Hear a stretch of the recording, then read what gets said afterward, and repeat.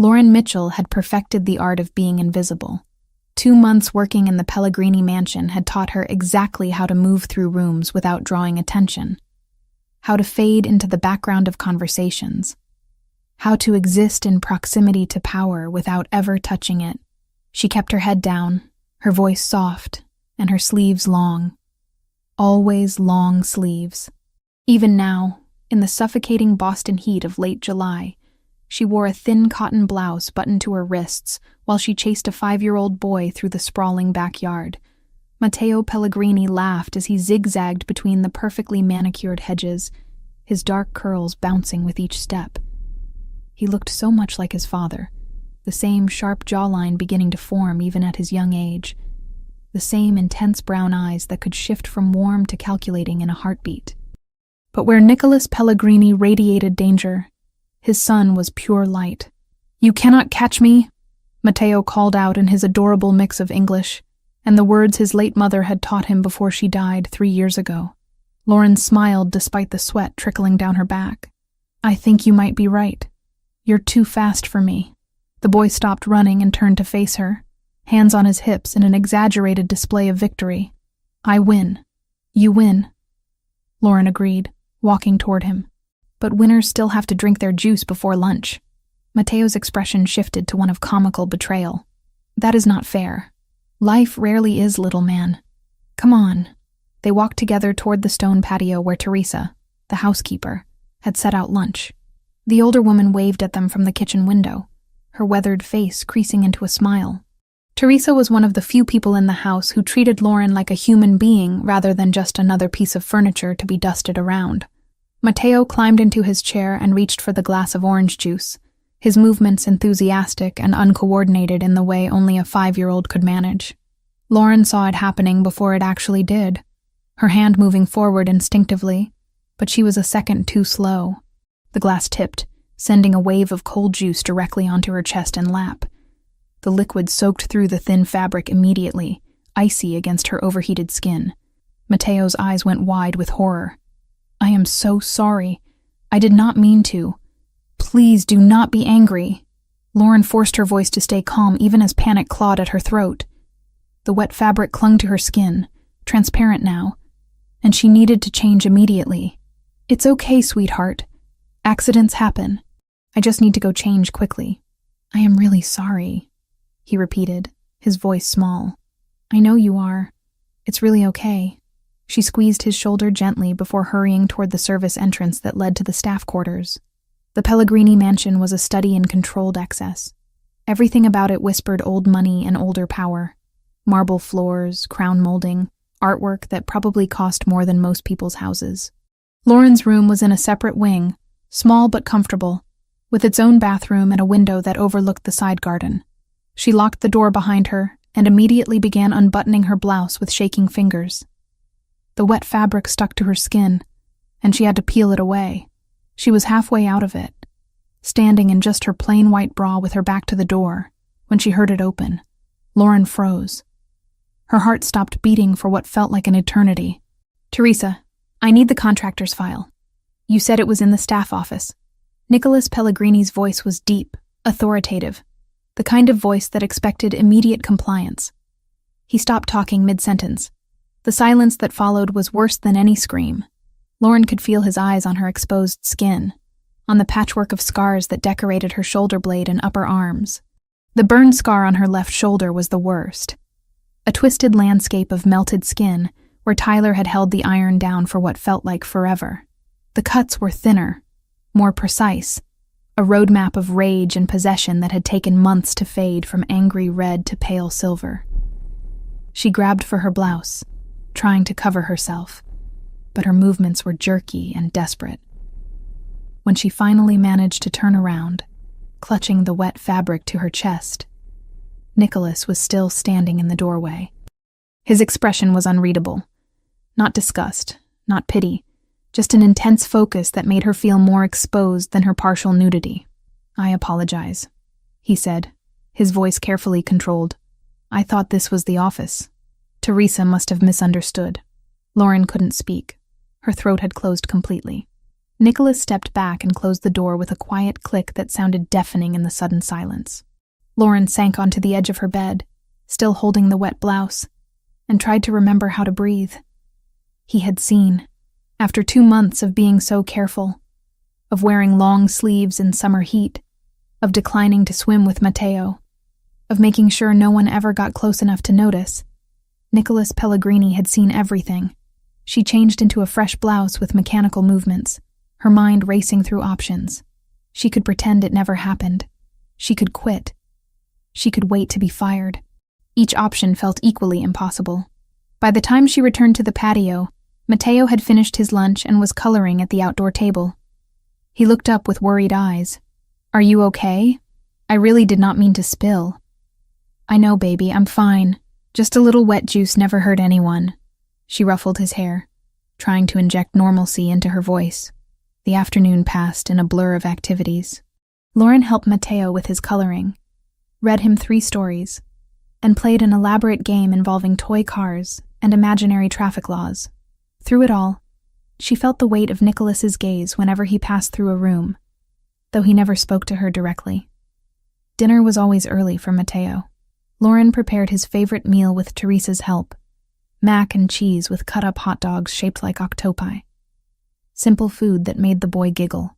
Nicholas joined them at the kitchen table, something he did occasionally when his schedule allowed. He was different tonight, more present, more focused. He asked Matteo about his day, listened to the breathless retelling of their race in the garden, smiled at the appropriate moments. But his eyes kept drifting to Lauren, studying her with an intensity that made her skin prickle. After dinner, it was time for Matteo's bath and bedtime routine. Lauren ran the water, tested the temperature, and helped him scrub behind his ears, which he always tried to skip. She read him 2 more stories, tucked him in, and kissed his forehead. "Good night, little man. Good night, Lauren. I love you." The words always made her chest ache. "I love you too." She was closing his bedroom door when she saw Nicholas standing at the end of the hallway. He was watching her, his posture relaxed, but his expression anything but.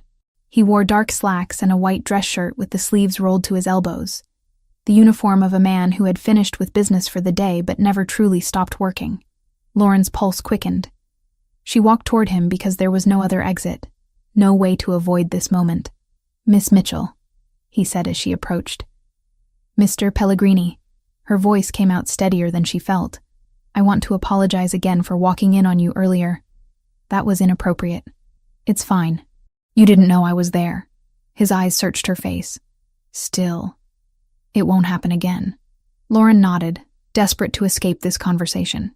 "If that's all, I should head home." "Of course. Have a good evening." She walked past him, acutely aware of the space between their bodies, of the way he didn't move to give her more room. Her shoulder almost brushed his chest as she passed, and she caught the scent of his cologne, something expensive and woodsy that probably cost more than her monthly rent. Lauren grabbed her bag from the staff room and left through the side entrance, the same way she always did. The summer air was still thick and hot, clinging to her skin as she walked to her car, a 15-year-old sedan that protested loudly before finally starting. She didn't see Nicholas watching from his office window, phone already in his hand. The call was answered on the first ring. "Boss? Ryan. I need you to do something for me." Nicholas's voice was calm, but his jaw was tight. "Name it. I need a complete background check on Lauren Mitchell. Everything. Where she came from, why she's here, who she was before she started working for me. I need it by tomorrow morning." There was a pause on the other end. "The nanny? Everything okay? Just do it. And Ryan, I want it comprehensive. Medical records if you can get them, previous addresses, employment history, everything. Consider it done." Nicholas ended the call and stood at the window for a long time, watching the empty driveway where Lauren's car had been. The scars he had seen told a story, one written in pain and survival. Burns didn't happen by accident in patterns like that. Cuts that precise didn't come from clumsiness. Someone had hurt her, deliberately, methodically, and Nicholas needed to know who. He returned to his desk and tried to focus on the papers spread across its surface. Supply chain documents, accounts that needed reviewing, a dispute between two of his captains that required mediation, the normal business of running an organization that officially didn't exist. But his mind kept returning to the image of Lauren's back, to the way she had frozen when she heard his voice, to the terror in her eyes when she turned around. Not fear of him specifically, but fear of being seen, of being exposed, of being vulnerable. He recognized that fear.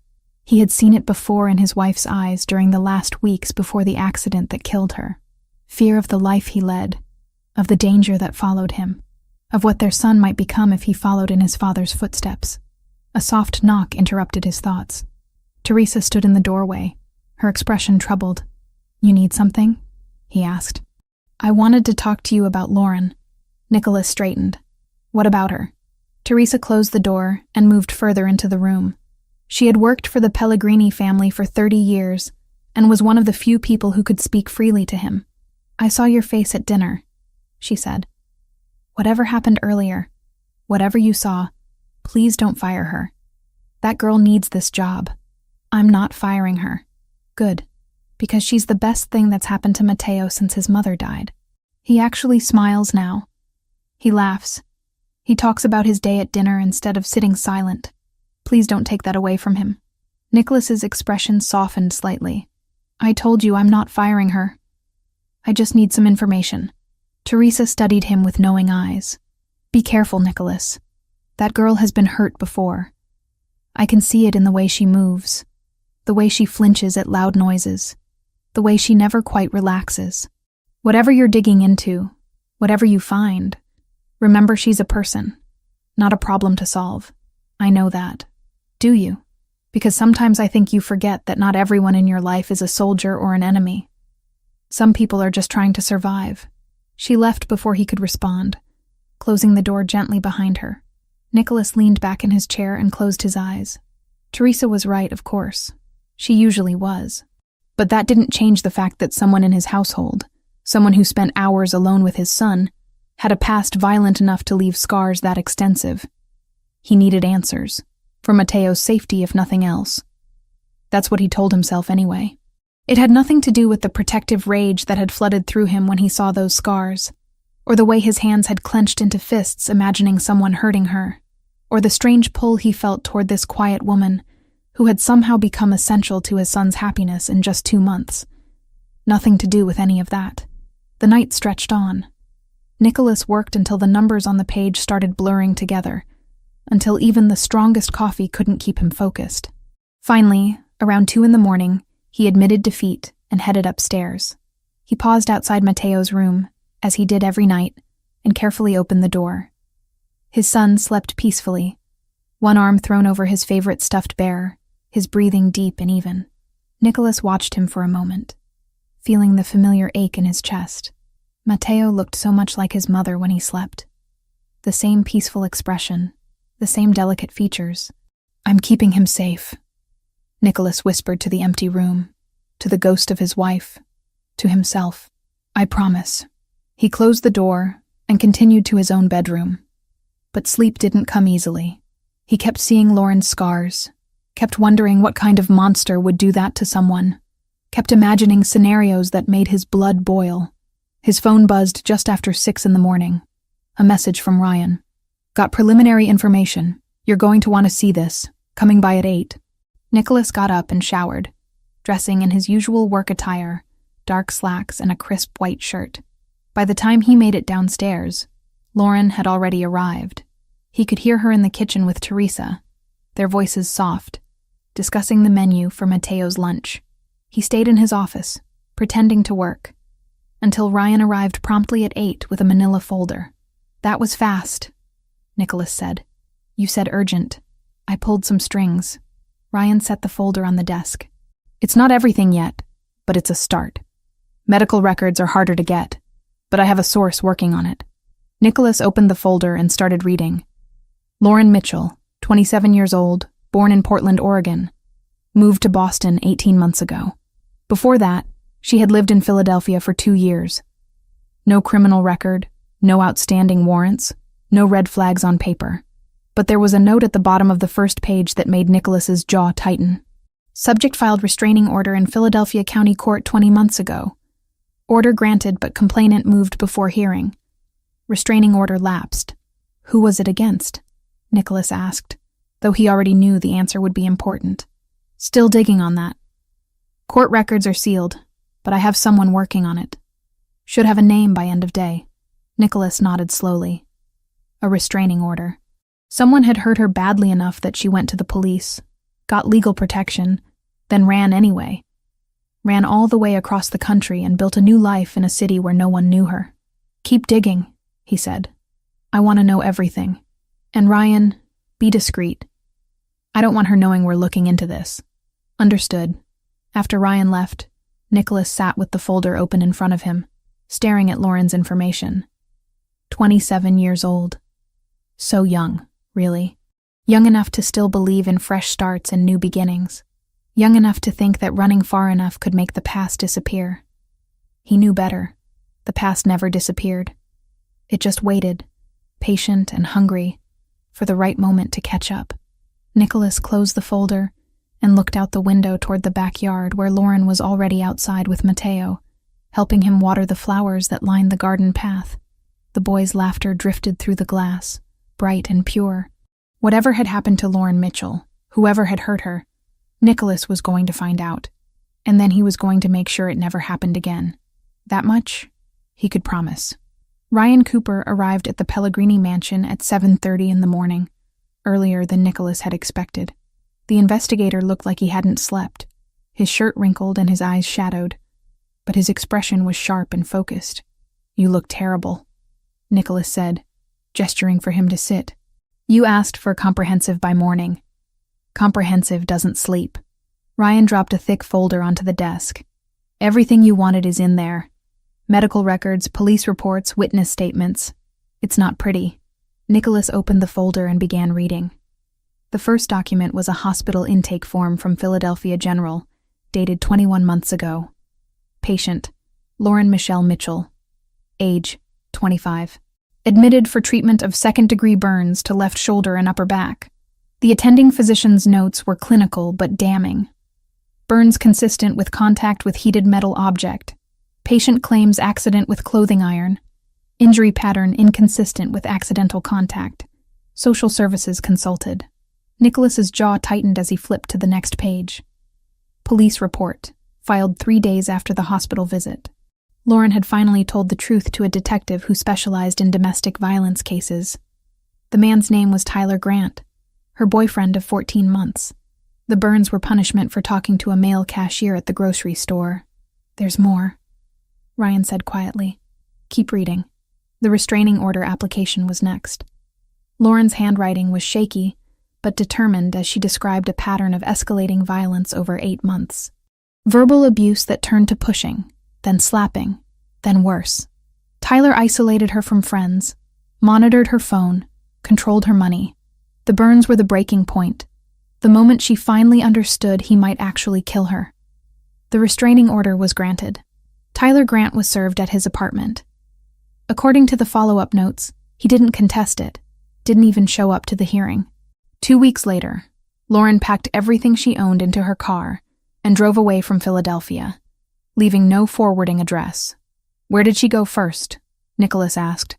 Hartford, Connecticut.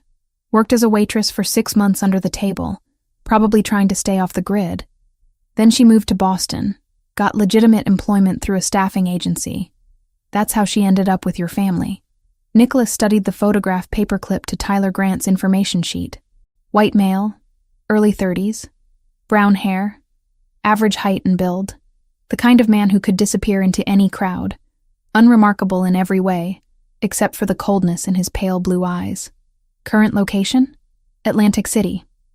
He works security at the Sapphire Pearl Casino, which is owned by a shell company that traces back to the Volkov family. Nicholas looked up sharply. The Russians? Yeah. Could be coincidence. Guy needed a job, they were hiring. But the timing is interesting. He got hired there about 4 months ago, right around when your organization had that shipping dispute with Volkov's people. You think they know she works for me? Ryan shrugged. I think we should assume they might. The Volkovs are thorough. If they're looking for leverage against you, They'd investigate everyone in your household.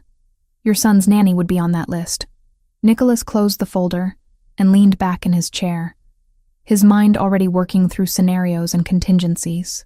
If the Russians knew about Lauren, if they knew about her connection to Tyler Grant, they could use that relationship as a weapon. Bring Tyler back into her life, traumatize her, destabilize Nicholas's household, create chaos. I want surveillance on him, Nicholas said. 24 hours, rotating teams. I want to know everywhere he goes, everyone he talks to, every phone call he makes. Done. What about her? Does she know you're looking into this? Not yet, but she's about to. Ryan stood. Be careful how you handle this, boss. She's not one of your soldiers. You can't just order her to accept your protection. Watch me. After Ryan left, Nicholas sat with the folder open, staring at the hospital photograph of Lauren's burns. The image was clinical, taken for medical documentation, but it showed the full extent of the damage. The skin on her shoulder was mottled and twisted, the kind of scar that would never fully fade. Rage burned through him, cold and controlled. He had built his entire life on power and control, on making sure the people under his protection stayed safe. The fact that Lauren had been hurt like this, that she had suffered while he existed in the same world, felt like a personal failure, even though he hadn't known her then. He picked up his phone and made a call to his head of security. Marcus, I want the perimeter system upgraded. More cameras, motion sensors, the works. And I want 2 additional guards on rotation, specifically focused on monitoring anyone approaching the property who doesn't have clearance. Something happen? Just do it. I want it operational by end of week. The next call was more delicate. Nicholas dialed a number he rarely used, one that connected him to a contact in Atlantic City who owed him several favors. I need someone watched, Nicholas said when the man answered. Tyler Grant, works security at the Sapphire Pearl. I want to know his schedule, his habits, his connections, and I need to know if anyone from the Volkov organization is paying special attention to him. This related to the casino situation? Different matter. Personal. The man on the other end understood immediately that no further questions would be welcome. I'll have someone on him by tonight. Nicholas ended the call and checked his watch. 9:15. Mateo would be at his swimming lesson until 10:30, which meant Lauren would be alone in the house, except for Teresa. This was as private as the conversation was going to get. He found her in the kitchen, preparing ingredients for Mateo's lunch. She wore another long-sleeved shirt despite the heat, pale blue this time, with the sleeves buttoned at her wrists. Her blonde hair was pulled back in a ponytail, and she hummed softly while she worked, some melody he didn't recognize. Miss Mitchell, I need to speak with you privately. Lauren jumped, nearly dropping the knife she was using to slice vegetables. She turned, her blue eyes wide. Mr. Pellegrini, I didn't hear you come in. My office, please. Her face paled slightly, but she nodded and followed him through the house. Nicholas could feel her tension radiating like heat as they walked, the way her steps slowed as they approached his office door. He gestured for her to sit in one of the leather chairs facing his desk. She perched on the edge, her posture rigid, hands clasped tightly in her lap. Nicholas didn't sit. Instead, he placed the folder on the desk between them and watched her reaction. Her eyes dropped to it, and he saw the moment she recognized what it might contain. The color drained from her face completely. I had you investigated, he said, his voice matter of fact. After what I saw yesterday, I needed to know what happened to you. Lauren's breathing became shallow. You had no right. I have every right. You work in my home. You spend time alone with my son. I need to know who you are. I'm exactly who I said I was. I gave you references, background checks, everything you asked for when you hired me. You gave me a sanitized version. You didn't mention Tyler Grant. The name hit her like a physical blow. She flinched, her hands gripping each other so tightly her knuckles went white. How did you? Hospital records, police reports, restraining order application. It's all in here. He tapped the folder. 2nd-degree burns, multiple incidents of physical assault, 8 months of systematic abuse before you finally got out. Lauren stood abruptly, her chair scraping against the floor. You had no right to dig into that. That part of my life is over. I left it behind. Did you?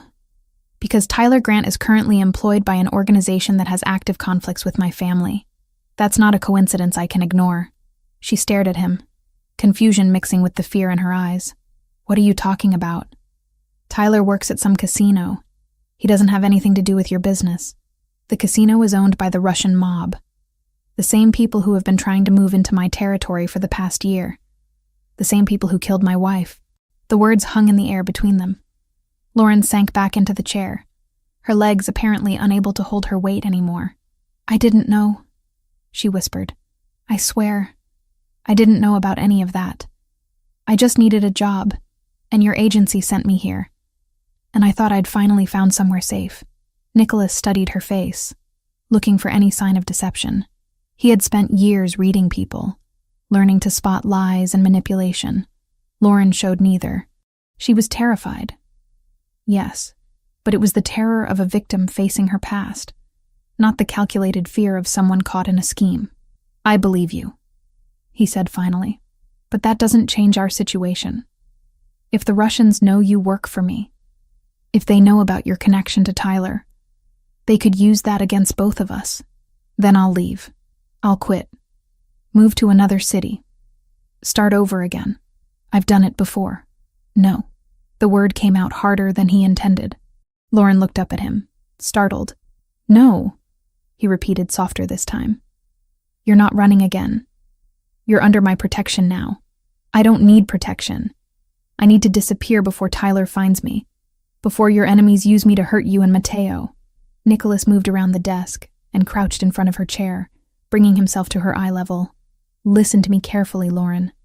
The moment you started working in this house, you became part of my world whether you knew it or not. People watch everyone associated with me. They look for weaknesses, for leverage, for ways to hurt what I care about. Running won't change that. It will just leave you vulnerable. And staying makes me what? A prisoner in your house?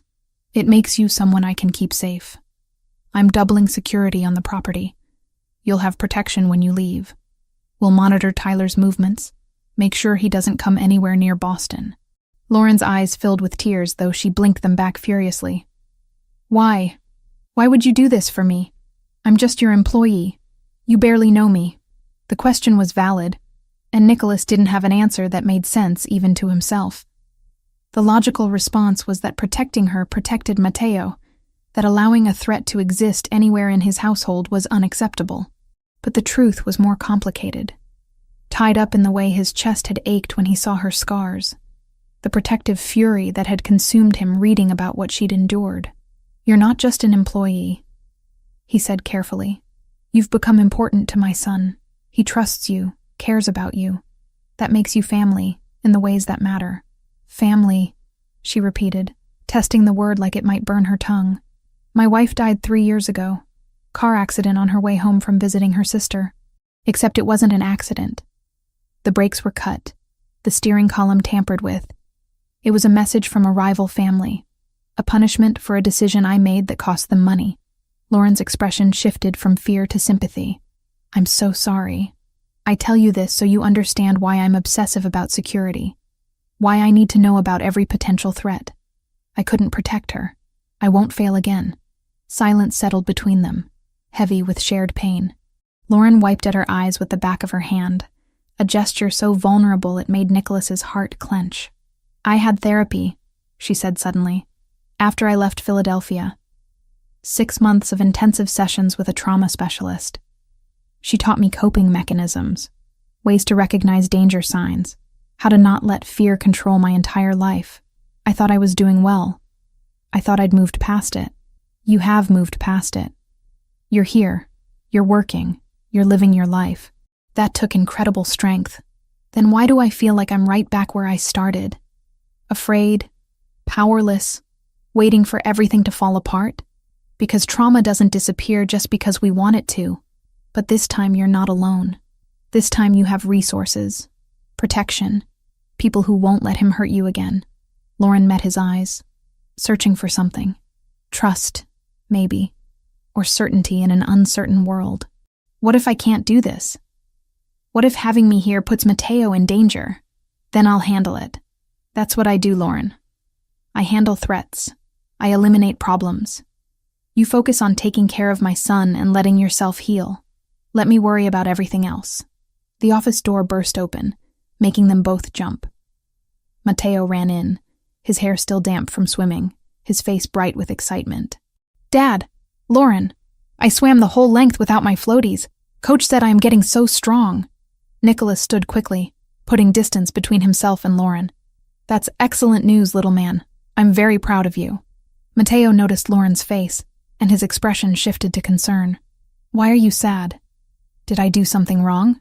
No, baby, of course not. Lauren forced a smile, though her eyes were still red. I'm just very proud of you, too. Swimming a whole length is a big deal. Then why do you look like you have been crying? Adult stuff. Nicholas intervened smoothly. Nothing for you to worry about. Why don't you go get changed? And then you can tell Lauren all about your swimming lesson while you eat lunch. Mateo hesitated, looking between them with the uncanny perception children sometimes have. But the promise of lunch and an audience for his accomplishments won out. Okay, but Lauren, you have to promise to watch me swim next time so you can see how good I am. I promise. After Mateo left, Lauren stood. I should go help Teresa with lunch. Wait. Nicholas moved to his desk and picked up his phone. I need to make 2 calls. I want you to hear them. The first call was to Marcus, his security chief. I want the new protocols active immediately. I don't care what it costs or how long the contractors have to work. Get it done. He ended the call and immediately dialed another number. Ryan, about Tyler Grant. I want him under surveillance starting tonight. Full coverage, multiple teams. I want to know if he so much as thinks about leaving Atlantic City. Ryan's voice came through the speaker, questioning. Do you want us to eliminate the problem? It would be cleaner. Nicholas glanced at Lauren, who was watching him with wide eyes. No, not yet. I want to understand his connections first. If he's working with the Volkovs, killing him might trigger a larger response. We monitor, we gather information, and we stay ahead of any move he might make. Understood. What if he does try to leave Atlantic City? Then you follow him. And if he comes within 50 miles of Boston, you notify me immediately. Clear? Crystal. Nicholas ended the call and turned back to Lauren. Tyler Grant is being watched. He won't get near you without me knowing about it. Lauren hugged herself, her arms wrapped tightly around her middle. This is insane. This whole situation is insane. Welcome to my world. It's not pretty, but it's thorough. I don't know if I can live like this. Always looking over my shoulder, always waiting for something terrible to happen. You're already living like that, Nicholas said gently. You've been living like that since the day you ran from Philadelphia. At least now you have someone watching your back. She studied him for a long moment, and he could see the war playing out behind her eyes. The desire to trust battling against years of learned caution. The need for safety, fighting with the fear of owing someone too much. Okay, she said finally. Okay, but I have conditions. Name them. I don't want Mateo to know about any of this. He's 5 years old. He doesn't need to be scared or confused about why there are suddenly more security cameras everywhere. Agreed. He'll think we're just upgrading the system. And I want to know what's happening. If Tyler moves, if something changes, I want to be informed. No keeping me in the dark for my own good. Nicholas hesitated. His instinct was to protect her from harsh realities, to handle threats without burdening her with details. But the look in her eyes told him she needed this. Needed some measure of control in a situation where she had very little. You'll be kept informed, he promised, within reason. Some things you're better off not knowing, but major developments, changes to your safety protocol, anything directly relevant to you, I'll tell you. Thank you. They stood in the office, the folder still sitting on the desk between them. A physical representation of all the pain she'd survived and the danger that still lurked in her past. Nicholas wanted to promise her that everything would be okay, that he'd keep her absolutely safe, that Tyler Grant would never touch her again. But he'd learned years ago that some promises were too big to make. The world was unpredictable, and violence had a way of finding cracks in even the best defenses. All he could do was be prepared, be vigilant, and be absolutely ruthless with anyone who threatened what was his. And somehow, in the past 24 hours, Lauren Mitchell had become his to protect. 5 days of uneasy peace had passed since Nicholas confronted Lauren about her past. The mansion had transformed subtly, but noticeably. New cameras appeared on the exterior walls, sleek and modern. 2 additional security guards joined the rotation. Their presence explained a way to Mateo as summer helpers for the grounds. Lauren adjusted to the changes with quiet acceptance, though she sometimes caught herself counting the cameras when she thought no one was watching. Tuesday morning started normally. Lauren arrived at 7:30 as usual, let herself in through the side entrance, and found Teresa already preparing breakfast. The housekeeper greeted her with a warm smile and a cup of coffee, just the way Lauren liked it. "Mateo is still sleeping," Teresa said. "Mr. Pellegrini left early for a meeting downtown. Said he would be back by lunch." Lauren nodded and took the coffee gratefully. She had started sleeping better the past few nights, the constant low-level anxiety that had defined her existence for nearly 2 years, finally beginning to ease. Knowing that Tyler was being watched, that people were actively monitoring his movements, created a strange sense of security she hadn't felt in a long time. She was halfway through her coffee when Marcus, the head of security, appeared in the kitchen doorway. His expression was carefully neutral, but Lauren had learned to read the tension in his shoulders. "Miss Mitchell, I need to speak with you. It's important." Teresa's eyes darted between them. "I will go wake Mateo." Once they were alone, Marcus pulled out his phone and showed Lauren a message. "Our surveillance team in Atlantic City reported this an hour ago. Tyler Grant requested time off from his job, citing a family emergency. He left his apartment at 4 this morning. We lost track of him somewhere outside Philadelphia." The coffee turned to acid in Lauren's stomach. "Lost track? How do you lose track of someone?" He knows surveillance techniques. Switched cars, took back roads, disabled his phone. Professional-level evasion. Marcus's jaw tightened. "I've already notified Mr. Pellegrini. He's on his way back now." Lauren set down her mug before her shaking hands could drop it. "He's coming here. Tyler's coming to Boston. We don't know that for certain." "I know it. He found me somehow. He knows where I am." Marcus didn't argue, which was worse than if he had tried to reassure her with empty platitudes. "The property is secure. We have additional personnel arriving within the hour. You're safe here." Safe. The word felt like a lie. Lauren had thought she was safe in Philadelphia, too. Right up until the moment Tyler's hand closed around her throat, the iron heating on the counter behind him. His voice soft and reasonable as he explained why she deserved to be punished. She excused herself and went to the bathroom, locking the door behind her. Her reflection in the mirror showed a woman on the edge of panic, blue eyes too wide, face too pale. She splashed cold water on her face and forced herself to breathe deeply, using the techniques her therapist had taught her. In through the nose for 4 counts. Hold for 7. Out through the mouth for 8. The pattern calmed her racing heart enough that she could think clearly. She had 2 choices: run again, disappear into another city with another identity, or trust that Nicholas's protection was real and substantial. Running felt familiar, comfortable in its own terrible way, but it also felt like giving up, like admitting that Tyler would control her life forever, chasing her from place to place until she had nowhere left to hide. A knock on the bathroom door startled her. "Lauren?" Mateo's voice was sleep-rough and concerned. "Are you okay in there?" She unlocked the door and found the boy in his pajamas, his dark hair sticking up in several directions. His expression worried. "I'm fine, sweetheart. Just needed a minute." Teresa said something is happening. "Are we in danger?" The question was too perceptive for a 5-year-old, but Mateo had grown up in a world where danger was always a possibility, where his father's business meant constant vigilance. Lauren crouched down to his level. "Everything is okay. Your dad is being extra careful about security, that's all. Because of bad people who don't like him? Something like that." Mateo hugged her suddenly, his small arms tight around her neck. "I don't want the bad people to hurt you." Lauren's throat closed with emotion. "They won't, baby. I promise." Nicholas arrived 20 minutes later, his face set in hard lines. He went directly to his office with Marcus, and Lauren could hear the low murmur of urgent conversation through the closed door.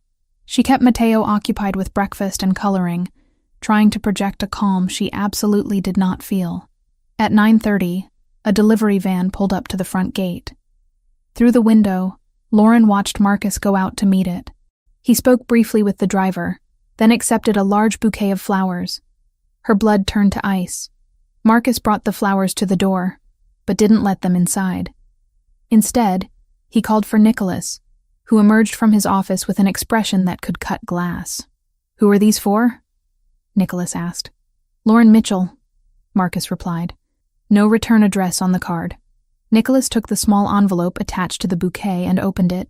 Whatever he read, there made his entire body go rigid. He looked up, his dark eyes finding Lauren where she stood frozen in the kitchen doorway. "Get Mateo upstairs, now." The command in his voice snapped her into motion.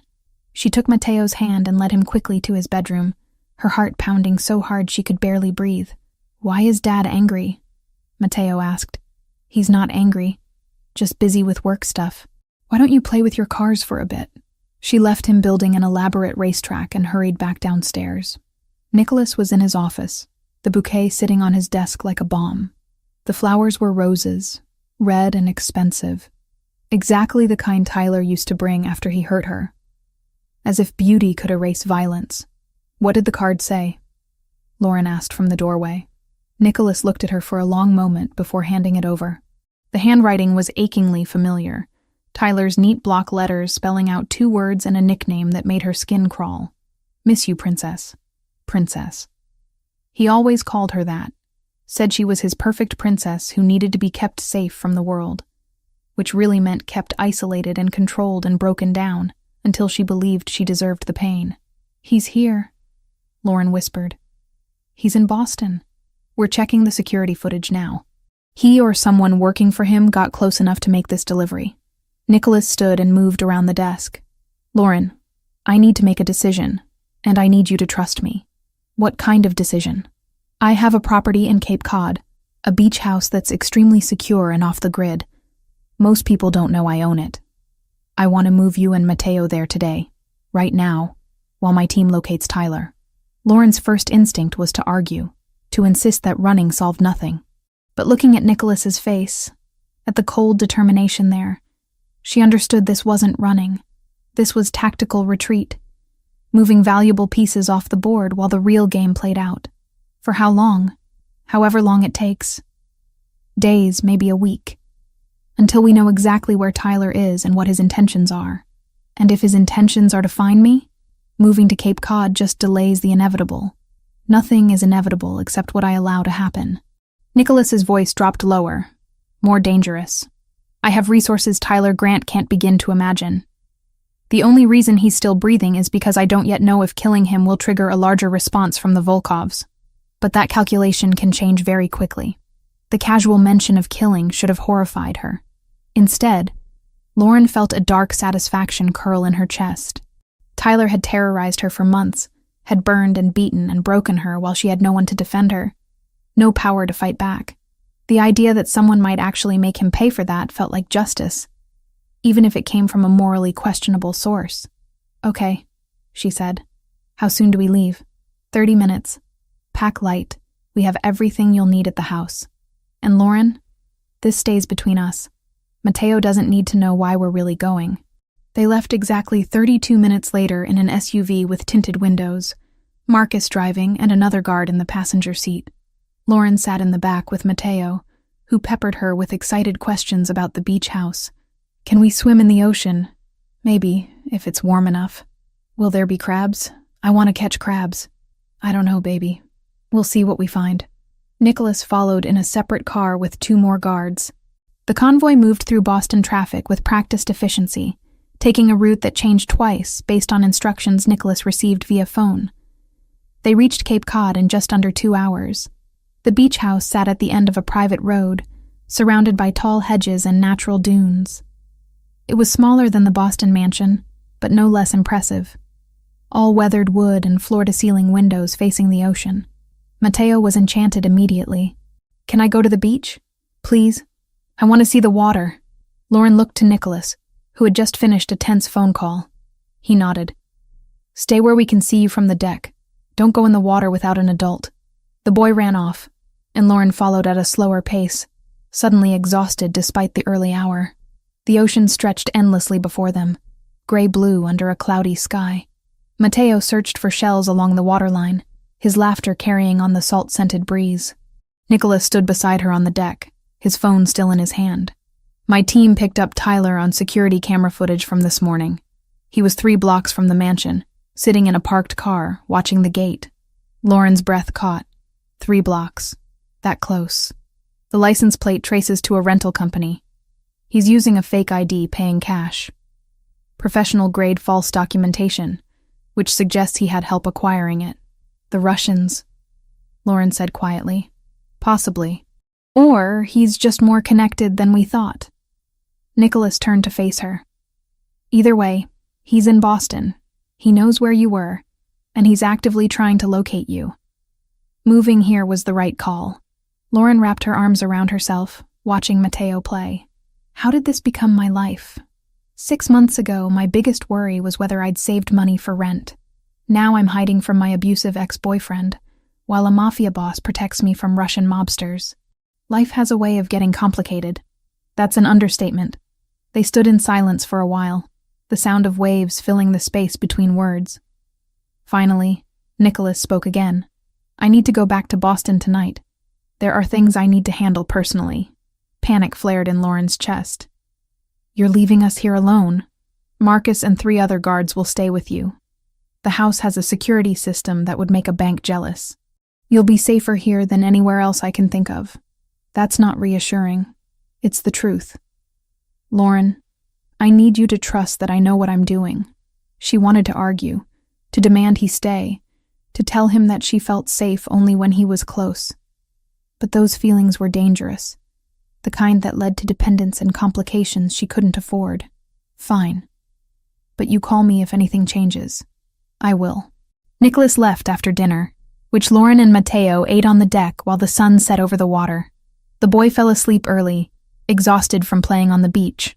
Lauren carried him to the bedroom Nicholas had indicated, tucked him in, and stood watching him sleep for a long moment. He looked so peaceful, so innocent. The idea that her presence in his life might endanger him made her stomach twist with guilt. Maybe she should leave after all. Disappear in the middle of the night before Tyler's hunt for her brought violence to Nicholas's door. She was still wrestling with that thought when she heard a car pull up outside. Marcus went to check, then returned with Nicholas, who looked tired and tense. "I thought you went back to Boston," Lauren said. "I did. Meeting finished early. Thought I'd stay here tonight instead of driving back in the dark." It was a lie. Lauren could see it in the way he didn't quite meet her eyes. He had come back because he was worried, because leaving them felt wrong despite the security measures.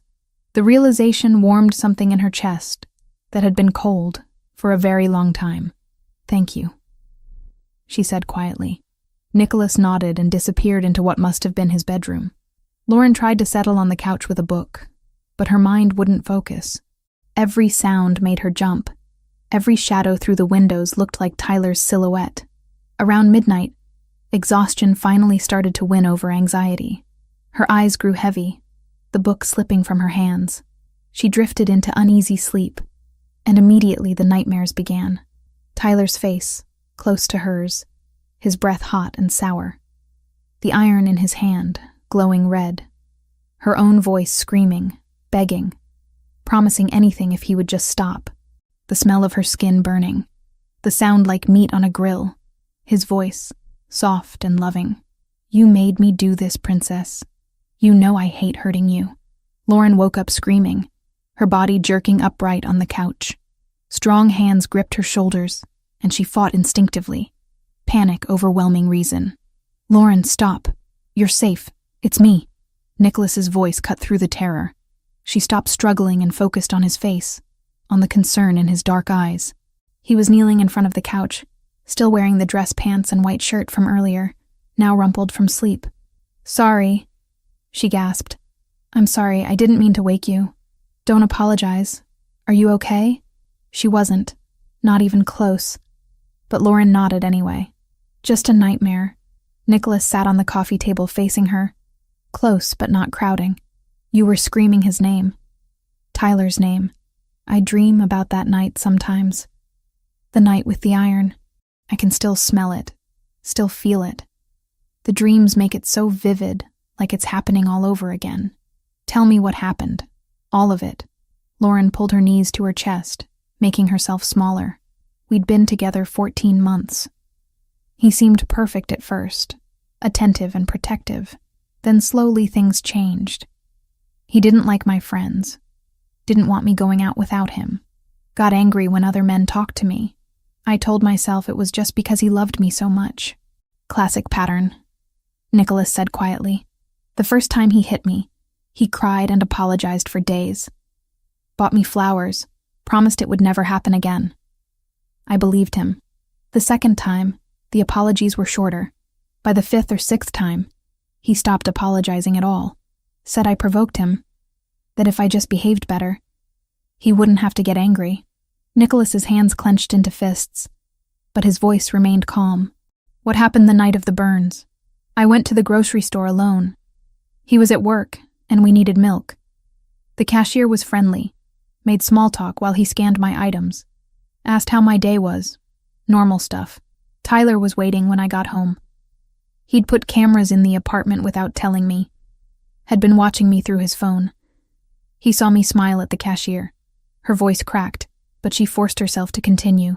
He heated the iron while he explained how disappointed he was. Said he'd given me everything, protected me from the world, and I repaid him by flirting with strangers. I tried to tell him I wasn't flirting, that it was just basic politeness. He said I was lying. Nicholas moved to sit beside her on the couch, close enough that she could feel his warmth. You don't have to finish if you don't want to. I need to.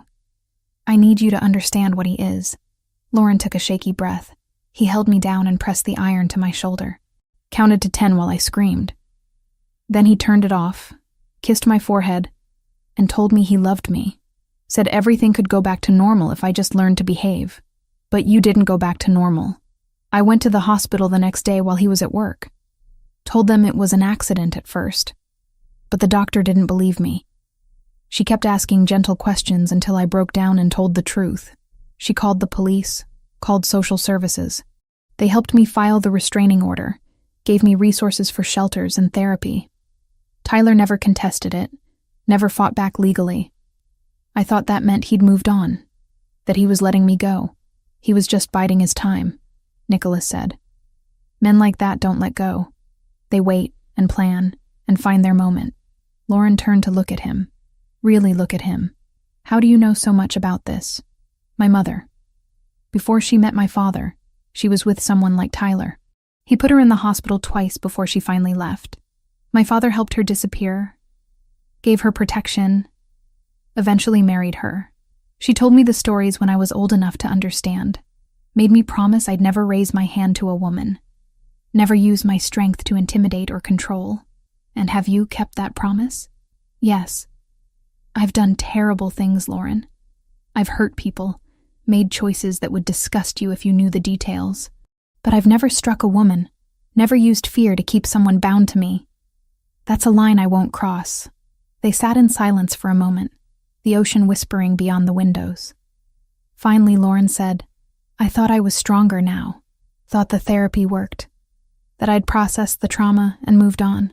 But the nightmares keep coming back. Healing isn't linear. Some wounds stay with us forever. We just learn to carry them better. Nicholas reached out slowly, giving her time to pull away, and took her hand. His palm was warm and calloused, strong in a way that should have frightened her but somehow didn't. I won't let him touch you again, Nicholas said, his voice low and intense. I don't care what I have to do, what lines I have to cross, what prices I have to pay. Tyler Grant will never hurt you again. You have my word. Lauren felt tears slip down her cheeks. Why? Why do you care so much? I'm nobody, just your son's nanny. You're not nobody. Nicholas reached up with his free hand and gently wiped away her tears. You're the woman who makes my son laugh again, who brings light into a house that's been dark for 3 years, who survived something that would have broken most people and came out the other side still kind, still gentle, still capable of love. The air between them shifted, charged with something dangerous and electric. Lauren's breath caught as Nicholas leaned closer, his eyes dropping to her mouth. She should pull away, should remember all the reasons this was a terrible idea. She worked for him. He was dangerous. She was broken. This could only end badly. But she didn't pull away. Instead, she leaned in too, closing the distance until their lips were inches apart. "Tell me to stop," Nicholas whispered. "I can't." He kissed her softly, carefully, like she might shatter under too much pressure. Lauren's eyes closed, and for the first time in years, a man's touch didn't make her flinch. Nicholas's hand cupped her face, his thumb tracing her cheekbone with infinite gentleness. When they finally pulled apart, both breathing hard, Lauren opened her eyes to find him watching her with an expression she couldn't quite name. "This is a bad idea," she said. "Probably. You're my boss. I work for you." "I know. And you're a criminal. You do things that are illegal and dangerous. Also true. We should stop this before it gets complicated." Nicholas smiled, a real smile that transformed his entire face. Too late for that. Lauren knew he was right. Whatever was happening between them had already moved past simple attraction into something deeper, more dangerous. She should be terrified. Instead, she felt hopeful for the first time since Tyler had burned her skin and tried to burn her spirit too. "I have too much baggage," she said quietly. "Too many scars. Too much trauma. You deserve someone whole." Nicholas took both her hands, holding them gently. "Lauren, everyone has scars. Some are just more visible than others. Yours don't make you broken. They make you a survivor. And if I'm being honest, I stopped deserving good things a long time ago, but maybe we can be imperfect together." She wanted to believe him, wanted to trust that this could work despite all the obstacles. But trust was hard when it had been beaten out of you by someone who claimed to love you. "I need time," she said, "to figure out what I'm feeling, what I want. With Tyler still out there, with everything so uncertain, I can't think clearly. Take all the time you need. I'm not going anywhere." They sat together on the couch as dawn began to lighten the sky outside. Lauren's head gradually drooped onto Nicholas's shoulder, exhaustion finally catching up with her. This time, when she slept, there were no nightmares. Just the steady rhythm of Nicholas's breathing and the distant sound of waves, carrying her safely toward morning. The investigation deepened on the 6th day at Cape Cod. Nicholas received an encrypted message just after breakfast, his expression darkening as he read. He excused himself to the deck where Marcus was stationed, and Lauren watched through the window as the two men spoke in low, urgent tones. When Nicholas returned, his jaw was set in a way that meant bad news. He waited until Mateo was occupied building a sand castle outside before speaking. "We found something," he said quietly. "Tyler's apartment in Atlantic City was searched by one of my contacts. There were photographs, dozens of them. You with Mateo at the park, getting coffee, walking to your car, all taken in the weeks before he disappeared from our surveillance." Lauren's stomach dropped. He was watching us that whole time. Not just watching. Planning. But here's the concerning part. The photographs were professional quality, taken with expensive equipment. Tyler doesn't have that kind of money or skill. Someone provided the resources. The Russians. Nicholas nodded. "My investigator pulled Tyler's employment records. He was hired at the Sapphire Pearl 4 months ago as basic security. Last month, he was promoted to personal protection detail for high-value clients. The promotion came 3 days after he mentioned during a background interview that he had a personal connection to someone in my organization. He told them about me. He told them he knew someone close to the Pellegrini family. That's all it would take. The Volkovs are systematic. They gather information on everyone connected to their rivals, looking for weak points, leverage, ways to cause maximum damage with minimum risk." Lauren moved to the window, watching Mateo carefully stack wet sand. "So Tyler found out where I was working, told the Russians, and they helped him get close. That's the theory. Whether he knows he's being used or thinks he's just getting support to find his ex-girlfriend, we're not sure yet. Either way, you're caught in the middle of something bigger than a domestic dispute." The words settled over her like a heavy blanket. She'd spent 18 months running from one man, only to discover that her escape had entangled her in organized crime politics she barely understood. "What happens now?" she asked. Nicholas moved beside her at the window. "I'm meeting with my captains tonight. We need to discuss options." "What kind of options?" "The permanent kind. But there are complications. If we move against Tyler and the Volkovs find out, it could trigger a war. We're in a delicate balance right now. Territories negotiated, treaties holding. Killing one of their people, even someone as low-level as Tyler, might be the excuse they need to break those agreements." Lauren heard what he wasn't saying. "So I'm not worth starting a war over." Nicholas turned to her, his expression intense. "That's not what I meant. You're worth everything. But I have to consider consequences beyond just us. I have soldiers, families that depend on me, businesses that employ hundreds of people. One wrong move, and all of that could burn. I understand. I do. It's just hard being the problem everyone has to work around. You're not the problem. Tyler and the Russians are the problem. You're the person I'm trying to protect while dealing with them." The distinction felt minimal, but Lauren nodded anyway. Nicholas left that afternoon with Marcus and 2 other guards, driving back to Boston for his meeting. Lauren stayed at the beach house with Mateo and the remaining security team, trying to pretend everything was normal while her world balanced on a knife's edge. Days blurred together. Nicholas returned late each night, his shoulders tense, phone constantly buzzing with updates. Lauren noticed the change in him. The easy smiles for Mateo became more forced. He took calls at odd hours, speaking rapid combinations of English and phrases she didn't understand. Twice she woke in the middle of the night to find him standing on the deck, staring at the dark ocean like it held answers. On the 8th day, Lauren was exploring the house while Mateo napped. The beach house was smaller than the Boston mansion, but still luxurious, with multiple bedrooms and a basement she hadn't yet investigated. She found the stairs behind a door she'd assumed was a closet. The basement was finished, with soft carpet and recessed lighting. Most of it was storage, but one door at the far end was different. Heavy steel with a keypad lock. Lauren knew she should turn around, go back upstairs, respect Nicholas's privacy. Instead, she tried the handle. It was unlocked. The room beyond was climate-controlled and organized with military precision.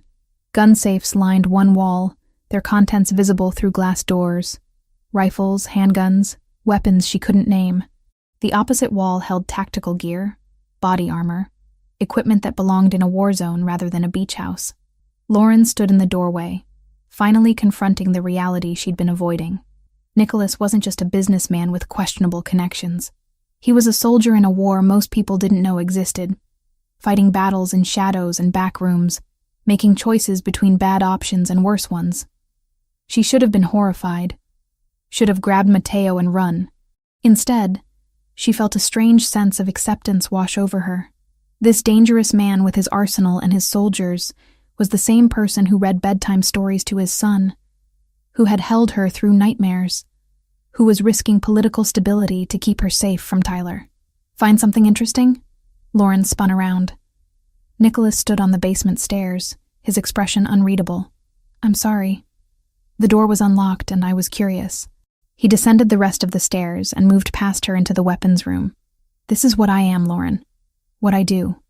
Men come to me with problems that can't be solved through legal channels.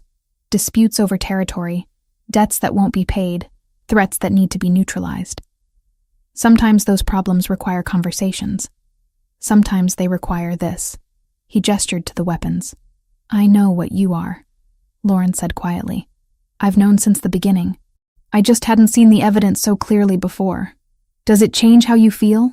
Knowing that these hands have used these weapons, that I've made decisions that resulted in people dying?" Lauren looked at him, really looked at him. The strong jawline and dark eyes, the power in his shoulders, the calluses on his hands from more than just desk work. This was the whole truth of Nicholas Pellegrini, the beautiful and the brutal. "No," she said. "It doesn't change anything. You're protecting your family, your people. Tyler protected nothing but his own ego. There's a difference." Something in Nicholas's expression shifted, softened. "Most people don't see it that way. I'm not most people. I'm the woman whose scars you saw and decided to protect instead of ignore. I'm the one you're risking political complications to keep safe. I trust your judgment about what's necessary.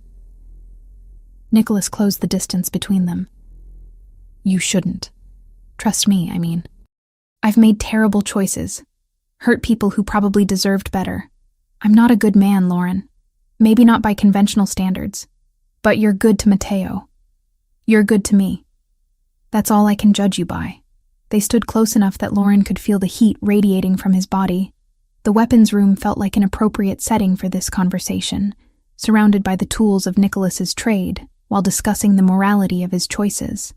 I'm falling for you, Nicholas said, his voice low.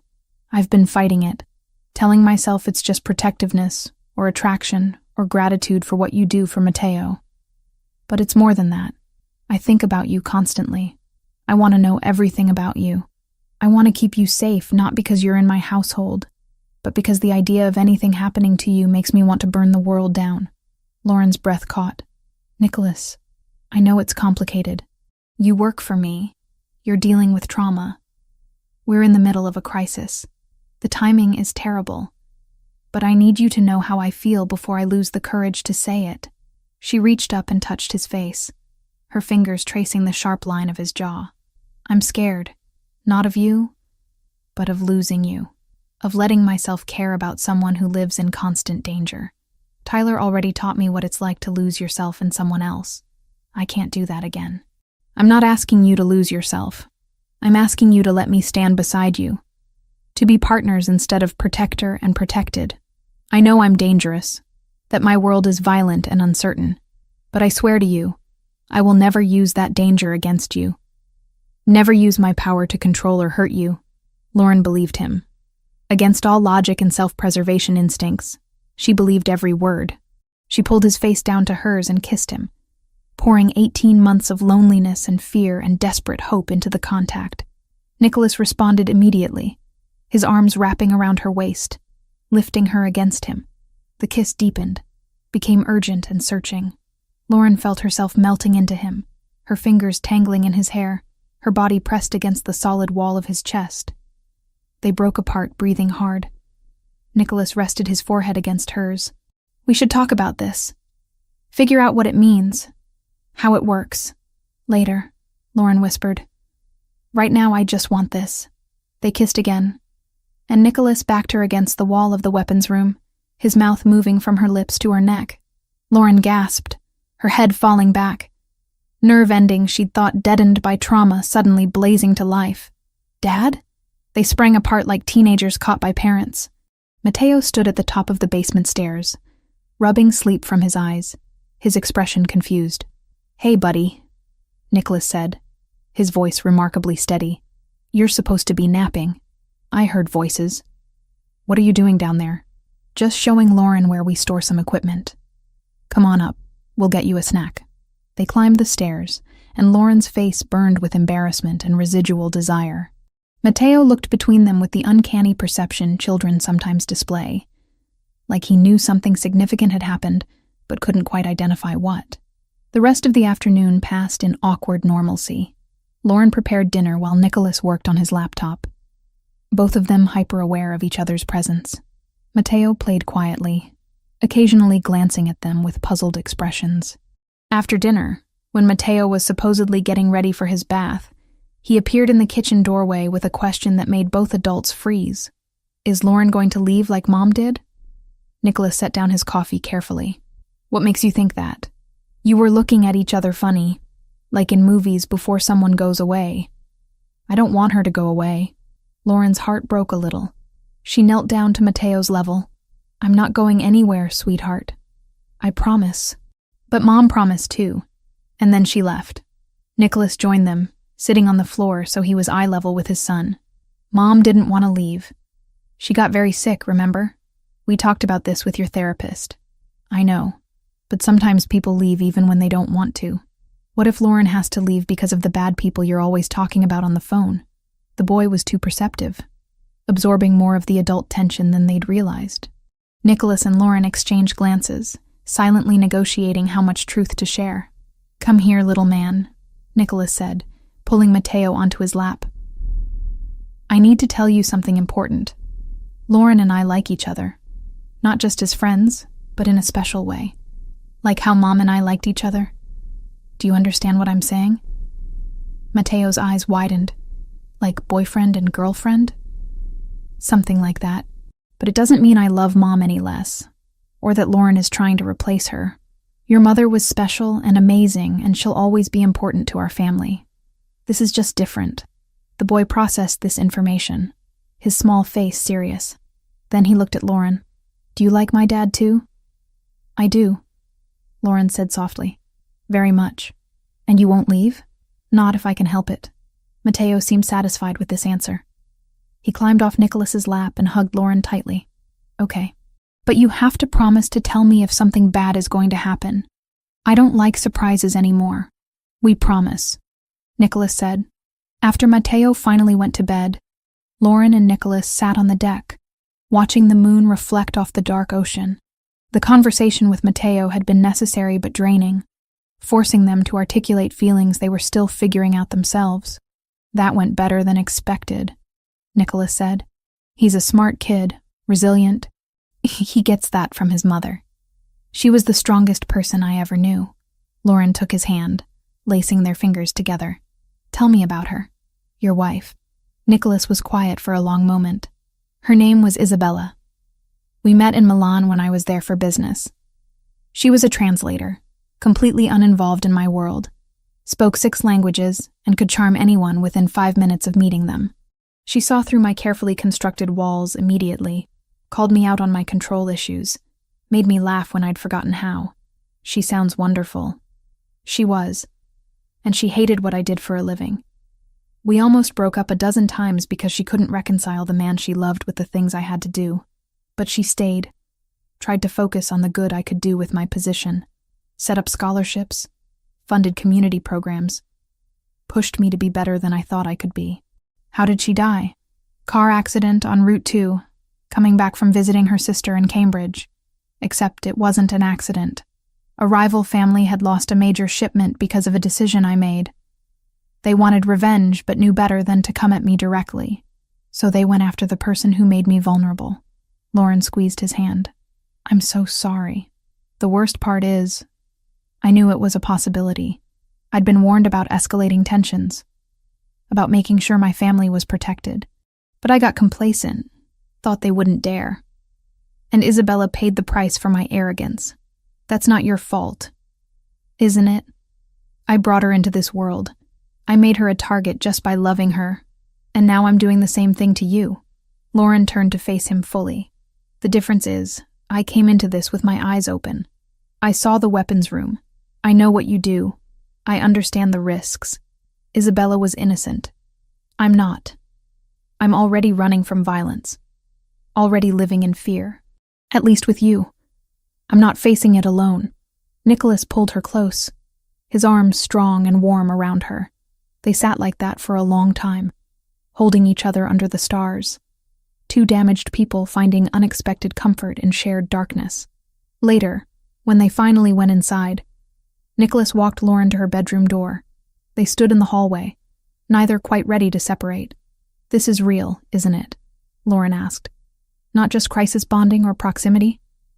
It's real. At least for me. For me too, which is terrifying. Terrifying but worth it. Lauren smiled. Yeah, worth it. They kissed goodnight, gentle and sweet, full of promise for whatever came next. As Lauren closed her bedroom door and leaned against it, she realized that for the first time since Tyler burned her, she felt something other than fear about the future. She felt hope. And that, more than anything, was worth protecting. The call came at 3 a.m. on the 15th day. Lauren was already awake, unable to sleep despite the exhaustion that had become her constant companion. She heard Nicholas's phone buzz from his bedroom down the hall, then the immediate sound of his voice, sharp and urgent. She pulled on a robe and found him in the living room, still holding his phone, his face carved from stone in the dim light. What happened? She asked. Nicholas looked at her, and the expression in his eyes made her blood run cold. Tyler took someone.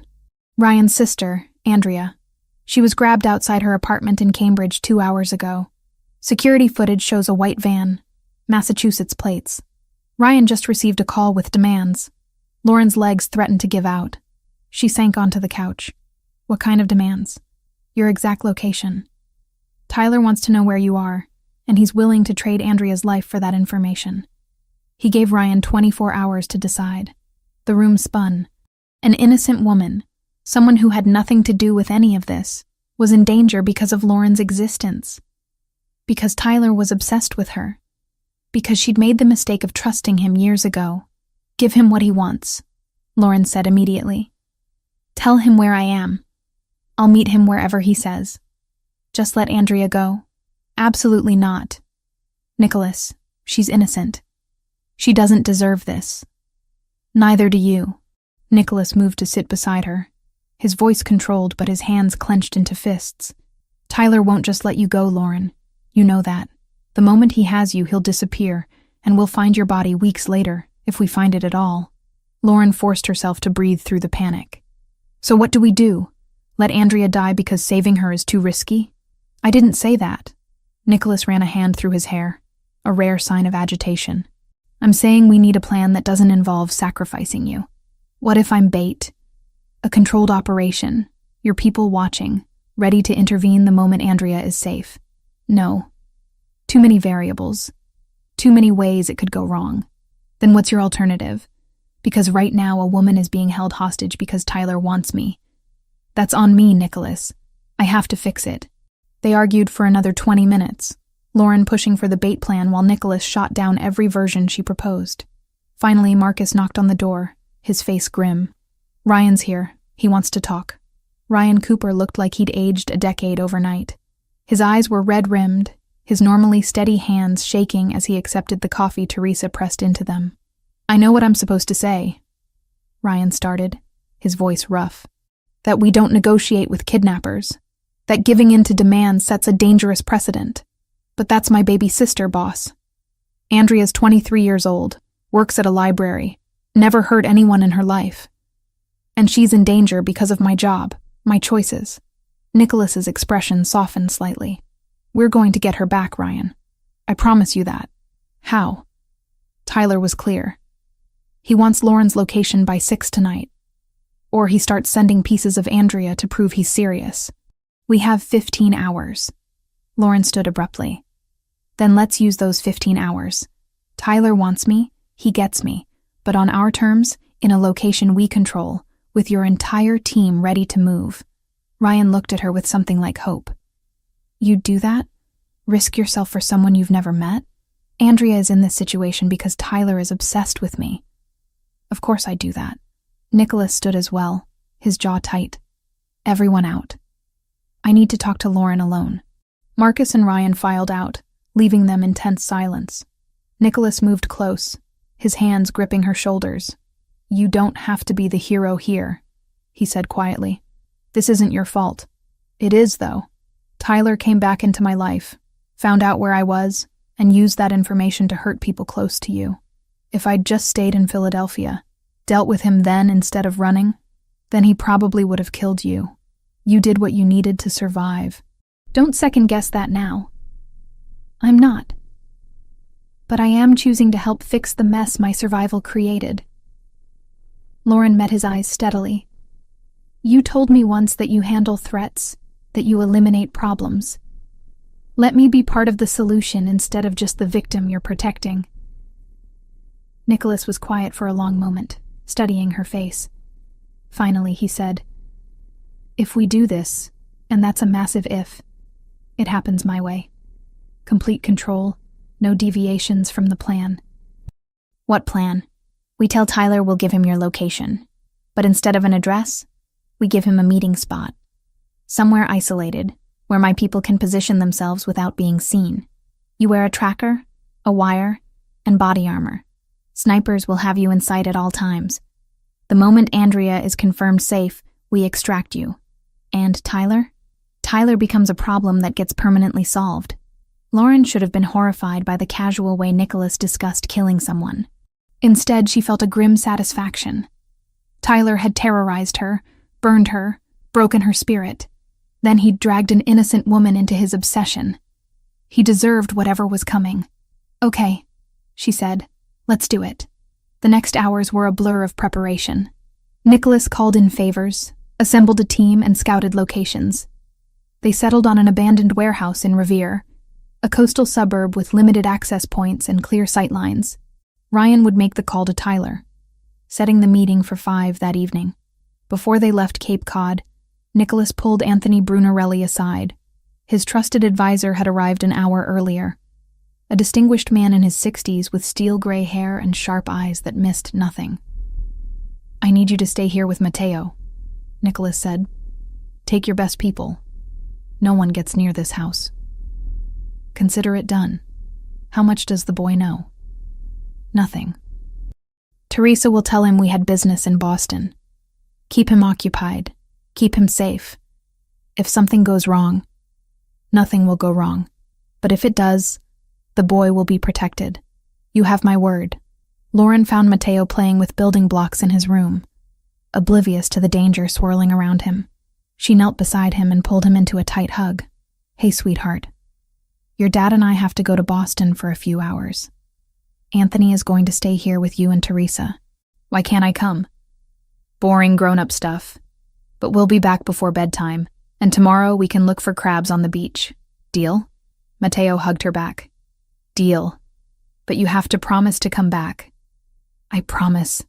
The words felt like a lie, but Lauren forced brightness into her voice. "I'll always come back to you." The drive to Revere was silent and tense. Lauren sat in the back of the SUV, wearing a thin Kevlar vest under her shirt, a tracking device sewn into her waistband, and a nearly invisible earpiece through which Nicholas could communicate with her. Marcus drove while 2 other guards followed in a second vehicle. Nicholas sat beside her, running through the plan for the 3rd time. "You get out of the car alone. Tyler will approach. You keep him talking. Find out where Andrea is.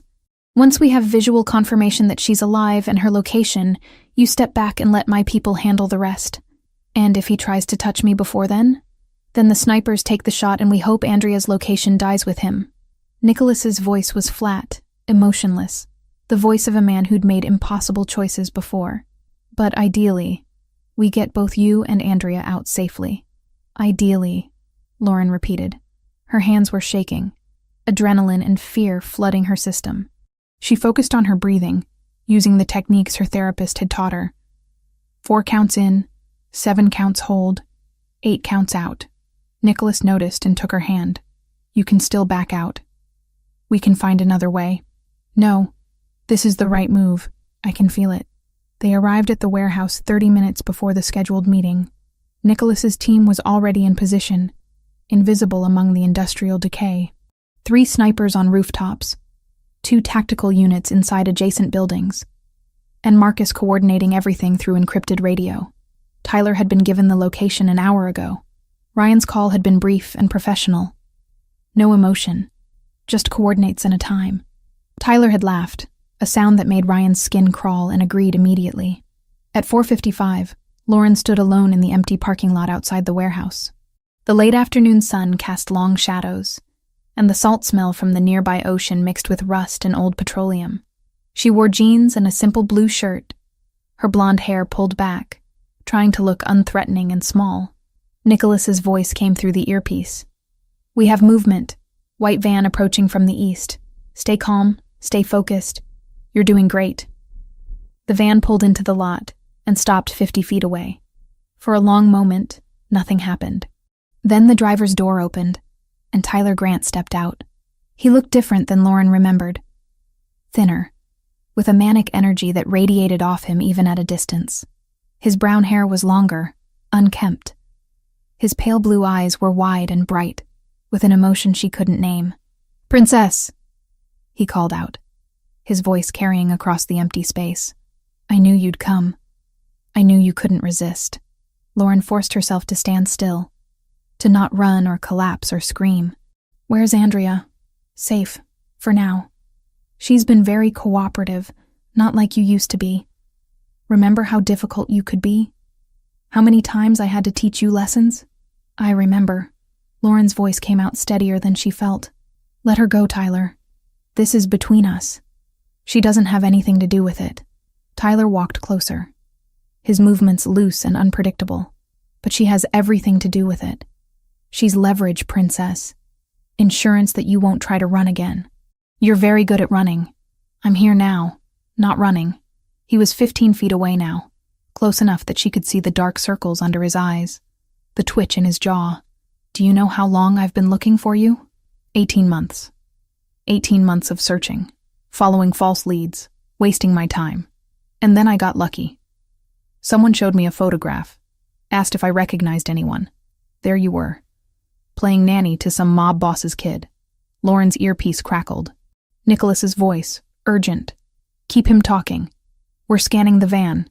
Who showed you the photograph? Lauren asked. Tyler grinned. New friends, powerful friends who don't like your boyfriend very much. They offered me a deal. Find you, get information about the kid's routine, and they'd pay me $500,000. Can you believe that? Your mistake of running to the wrong city made me rich.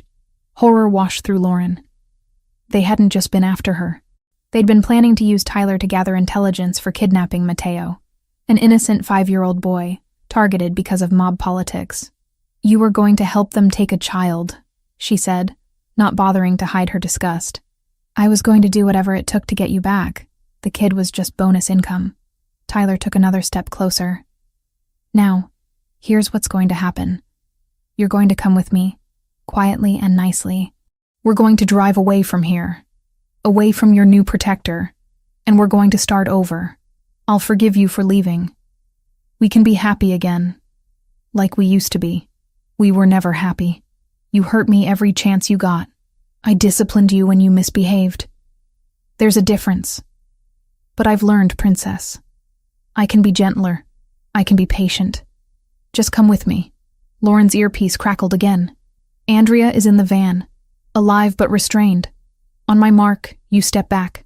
3, 2, Tyler's hand moved to his waistband, pulling out a gun that caught the late sunlight. Or maybe I just shoot you right here. Save myself the trouble of retraining you. What do you think? Would that be easier? Everything happened at once. The crack of a rifle shot echoed across the parking lot. Tyler jerked backward, a red bloom spreading across his shoulder. He fired wildly, the shot going wide. Lauren dove to the ground as instructed, covering her head. More gunshots, controlled and precise. One hit Tyler's hand, sending his weapon spinning away. Another hit his leg, dropping him to the ground. He screamed, clutching his wounds, blood pooling beneath him. 2 tactical teams swarmed from the buildings. One group surrounded Tyler while the other breached the van. Lauren heard Andrea's muffled cries, then voices confirming she was alive. Tyler was still screaming, his hand reaching for something in his boot. A backup weapon, small and deadly. He raised it with his good hand, aiming at Lauren where she lay on the pavement. The final shot was clean and professional, right between his eyes. Tyler Grant collapsed backward and went still. Lauren stared at his body, unable to process that it was over, that the man who'd haunted her nightmares for 18 months was simply gone. No more running, no more fear, no more looking over her shoulder. Strong hands pulled her up. Nicholas wrapped his arms around her, and Lauren realized she was shaking violently, her teeth chattering despite the warm evening air. It's over, Nicholas murmured into her hair. He can't hurt you anymore. You're safe. Medics rushed to the van where Andrea was being carefully extracted. She was dehydrated and terrified but alive. No major injuries. Ryan appeared, pulling his sister into his arms, both of them crying. Ryan looked over Andrea's head at Lauren and mouthed 2 words. Thank you. Lauren nodded, unable to speak past the tightness in her throat. The cleanup was efficient and professional. Tyler's body was removed, the van towed, the blood hosed away. By the time police arrived, called anonymously about suspicious activity, there was nothing to find. Just another abandoned warehouse in a forgotten industrial area. The drive back to Cape Cod passed in a haze. Lauren sat pressed against Nicholas's side, watching the landscape blur past the window. Her mind kept replaying the moment Tyler fell. The look of surprise on his face as he realized he'd lost. She should feel guilty about his death. Should be horrified that she'd played a role in it. Instead, She felt hollow and relieved and exhausted beyond measure. "You're in shock," Nicholas said quietly. "That's normal. When we get back, you're going to rest, and tomorrow we'll find you someone to talk to, a therapist who specializes in trauma." "I already had therapy." "This is different trauma. Witnessing a death, even one that needed to happen, leaves marks. We'll deal with them together." Back at the beach house, Mateo was already asleep, worn out from a day of playing with Anthony. Teresa had prepared a light dinner that Lauren couldn't eat. She sat at the table pushing food around her plate, while Nicholas explained to Anthony what had happened in careful coded language. Finally, she excused herself and went to her room. She showered, washing away the smell of gunpowder and blood and fear, and then collapsed onto the bed fully clothed. Sleep came in fractured pieces, broken by images of Tyler falling, of Andrea's terrified eyes, of the casual efficiency with which Nicholas's team had ended a life. But underneath the horror was something else. Freedom. For the first time in 18 months, Lauren could think about the future without Tyler's shadow looming over it. When she woke in the middle of the night, Nicholas was sitting in the chair by her window, watching over her. "You should be sleeping," she mumbled. "So should you." "Can't." "Keep seeing it." Nicholas moved to sit on the edge of her bed. "It will get easier. The images will fade, become less vivid, but they might never completely go away. That's the cost of surviving something like this. Worth it, though." "He's gone." "Really? Truly gone?" "Yes. And their direct reason to come after you is gone. Tyler was their only connection to you, their only leverage. With him dead and his information proving unreliable, they're unlikely to risk a move. Still, we stay careful until the dust settles." Lauren reached for his hand. "So it's over. All of it. All of it," Nicholas confirmed. "You're safe now. We both are."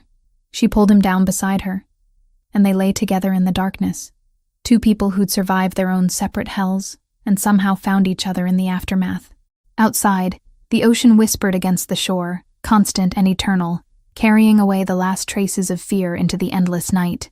The first 4 days after Tyler's death passed in a fog. Lauren moved through the beach house like a ghost, eating when Nicholas placed food in front of her, sleeping in fitful bursts, and spending hours staring at the ocean without really seeing it. Her mind kept circling back to that moment in the parking lot. The crack of the rifle, Tyler's body crumpling to the ground. She should feel guilty. She should be horrified that her actions, her agreement to be bait, had led to a man's death. Instead, she felt nothing but a vast, echoing emptiness where fear used to live.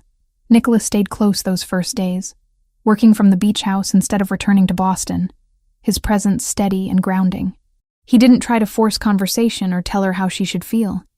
He just existed in the same space, available if she needed him, patient when she couldn't find words. On the third day, a woman named Dr. Sarah Bennett arrived at the house. She was in her 40s, with kind eyes and a calm demeanor that immediately put Lauren at ease. "Mr. Pellegrini explained the situation," Dr. Bennett said, as they sat on the deck overlooking the ocean. "I specialize in trauma recovery, particularly for individuals who've experienced or witnessed violence. I want you to know that whatever you're feeling right now is valid. There's no right or wrong way to process what happened." Lauren found herself talking, the words spilling out in disconnected fragments. The burns, the abuse, the 18 months of running, the terror of seeing Tyler again, and finally the strange relief of watching him fall. "Doctor." Bennett listened without judgment, occasionally asking gentle questions, but mostly letting Lauren set the pace. "It's common for survivors to feel conflicted after their abuser dies," Dr. Bennett said. "Relief mixed with guilt, freedom tinged with grief for what could have been if things had been different. All of those emotions can coexist." "I don't feel guilty," Lauren admitted. "Is that wrong?" "No. Some people do, some don't. You survived something terrible, fought to build a new life, and then had to face your abuser one final time to save an innocent person. That's not something to feel guilty about. That's courage." The sessions continued daily. Slowly, the fog began to lift. Lauren started sleeping through the night, eating full meals, engaging with Matteo when he bounded into rooms with his endless energy and questions. On the fourth day, Nicholas received a call that made his expression darken. He stepped outside to take it, and when he returned an hour later, his jaw was tight with tension. "I need to go to Boston," he said. "There are political complications from Tyler's death that need to be handled personally." Lauren's stomach dropped. "The Russians." "Yes. Tyler was their informant, and his death happened on my watch, in an operation I organized. That requires explanation and likely compensation. I'm meeting with Dmitry Volkov tomorrow afternoon." "Is it dangerous?" "Everything I do carries risk, but this is necessary. If I don't address this directly, it could escalate into something much worse." Lauren watched him pack a bag, anxiety coiling in her chest. "How long will you be gone?" "A few days at most. Marcus will stay here with you and Matteo. You're safe." She wanted to beg him not to go, to stay where she could see him, where she knew he was alive. But Nicholas had responsibilities beyond her, an entire organization that depended on his leadership. "Be careful," she said instead. He pulled her close, his lips brushing her forehead. "Always." Nicholas left that evening, taking 2 guards with him. Lauren tried to maintain normalcy for Matteo, playing games and reading stories, but her mind was in Boston, imagining worst-case scenarios. 2 days later, Nicholas called with an update. The meeting went better than expected. Volkov accepted my explanation that Tyler was acting on personal obsession rather than their orders. I provided evidence from his apartment showing he'd lied about his access to information. They've agreed to consider the matter closed in exchange for territorial concessions in South Boston. So it's over? Really over? The political part, yes. Now we can focus on moving forward. During Nicholas's absence, something shifted in the beach house. Matteo started drawing pictures obsessively, filling page after page with crayon figures.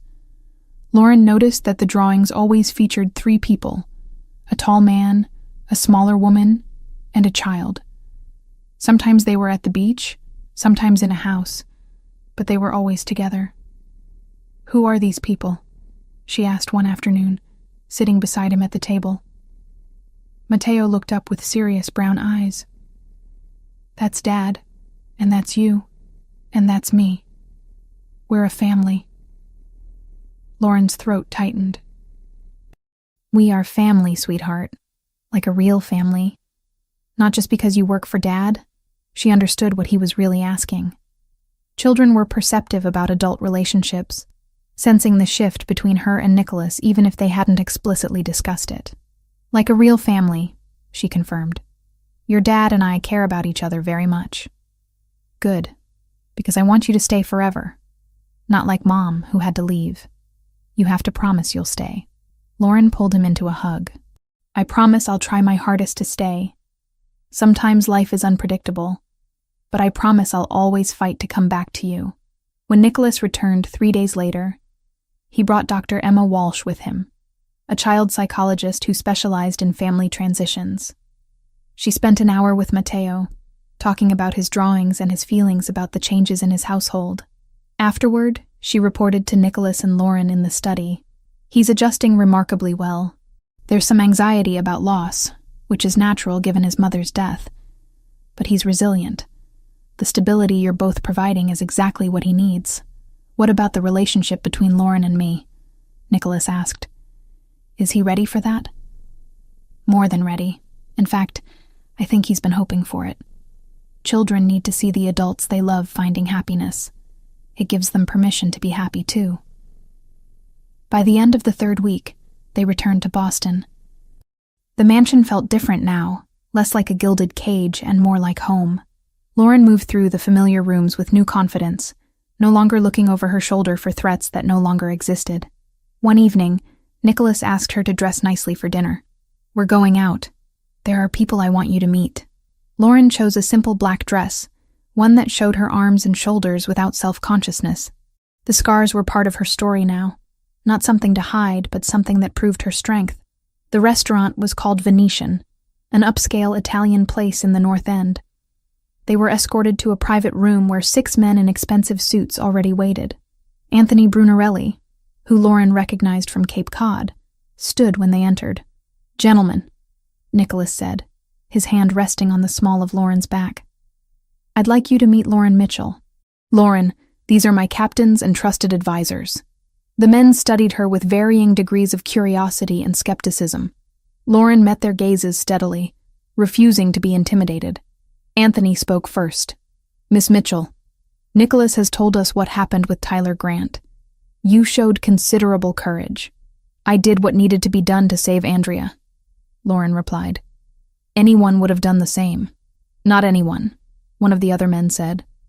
"Most people would have run. You stood your ground." Dinner was a careful dance of conversation.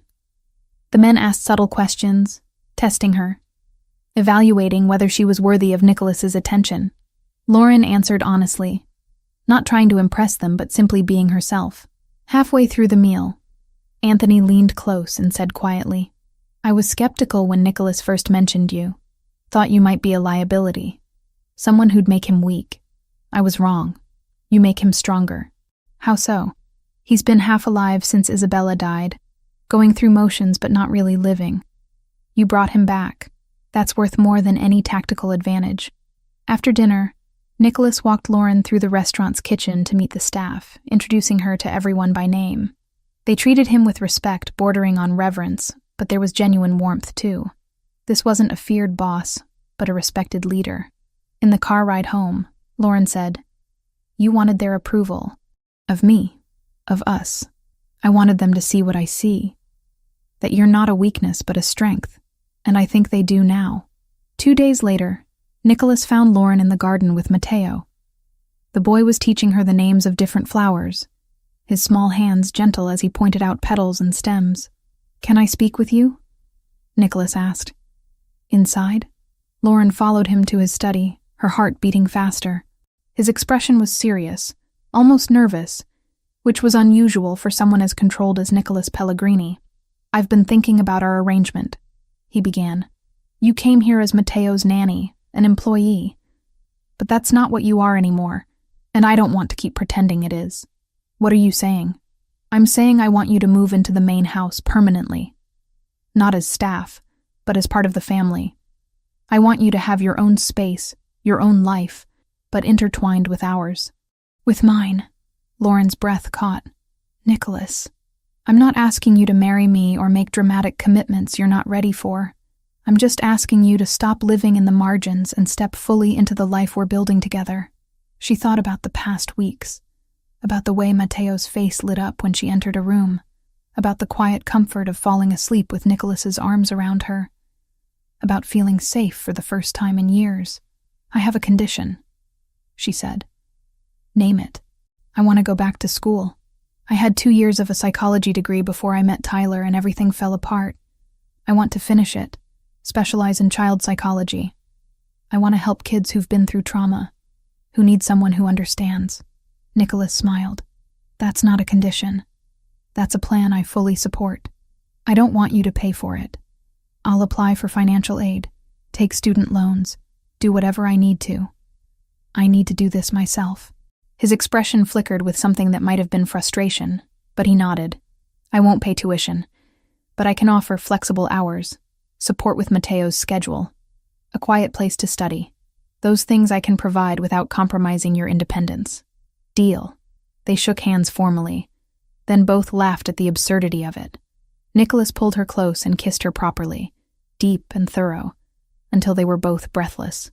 "There's one more thing," he said. "I want you to meet my parents, properly as my partner, not just Matteo's nanny." Lauren's stomach flipped. "Your parents. Right. When?" "This weekend. Dinner at their house in Brookline. Fair warning, my mother is protective and my father is suspicious of everyone. It won't be easy." Noted. Saturday evening arrived too quickly. Lauren dressed in a burgundy dress that was elegant without being flashy, styled her hair carefully, and tried to calm her racing nerves. The Pellegrini family home in Brookline was beautiful, a historic brownstone with ivy climbing the facade. Nicholas's mother, Francesca, answered the door. She was in her 60s, elegant and sharp-eyed, with silver hair and the same intensity as her son.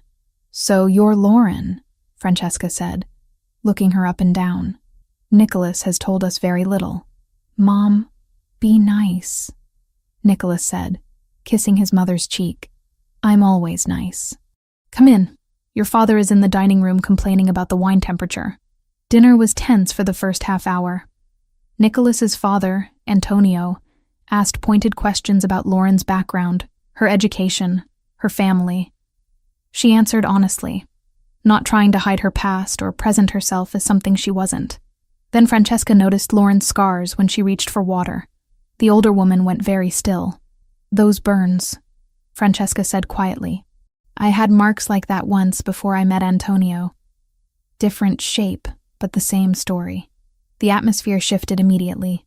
Francesca started talking, sharing her own history of abuse and escape, creating a bridge of understanding across the table. Antonio's expression softened as he watched his wife open up. By the end of the evening, Francesca was holding Lauren's hand and telling her stories about Nicholas as a child. Antonio was discussing the best undergraduate psychology programs in Boston, offering connections he had at various universities. As they left, Francesca pulled Lauren aside. "You're good for him. Good for Matteo. Don't let anyone tell you otherwise, not even yourself." "Thank you," Lauren said, meaning it deeply. In the car ride home, Nicholas took her hand. "That went better than I expected. Your mother is amazing. She recognizes strength when she sees it. You survived something terrible, and came out the other side still capable of love and trust. That's not common." Back at the mansion, they found Matteo asleep on the couch, Teresa keeping watch over him with a gentle smile. Nicholas carried his son upstairs, while Lauren helped Teresa clean up the remains of the boy's evening snack. "He drew you another picture," Teresa said, showing Lauren a crayon drawing stuck to the refrigerator. "Said it's the family he wants." The drawing showed 3 figures in front of a house, all holding hands, all smiling. Above them, written in Matteo's careful 5-year-old handwriting, were 3 words, "My new family." Lauren felt tears prick her eyes. She'd lost so much to Tyler, so much time and confidence and peace. But somehow, in the aftermath of that loss, she'd found something she hadn't even known she was searching for. A place to belong, people to love, and the freedom to become whoever she chose to be. Nicholas found her in the kitchen, still staring at the drawing. He wrapped his arms around her from behind, his chin resting on her shoulder. "Ready for this?" he asked quietly. "Ready for the chaos and complications that come with being part of this family?" Lauren leaned back into his warmth, watching through the window as lights flickered across the Boston skyline. Somewhere out there were challenges yet to come, obstacles they'd have to navigate together. But for the first time in years, she felt ready to face them. "Ready," she said simply. And she was. 6 months transformed everything, while somehow changing nothing essential.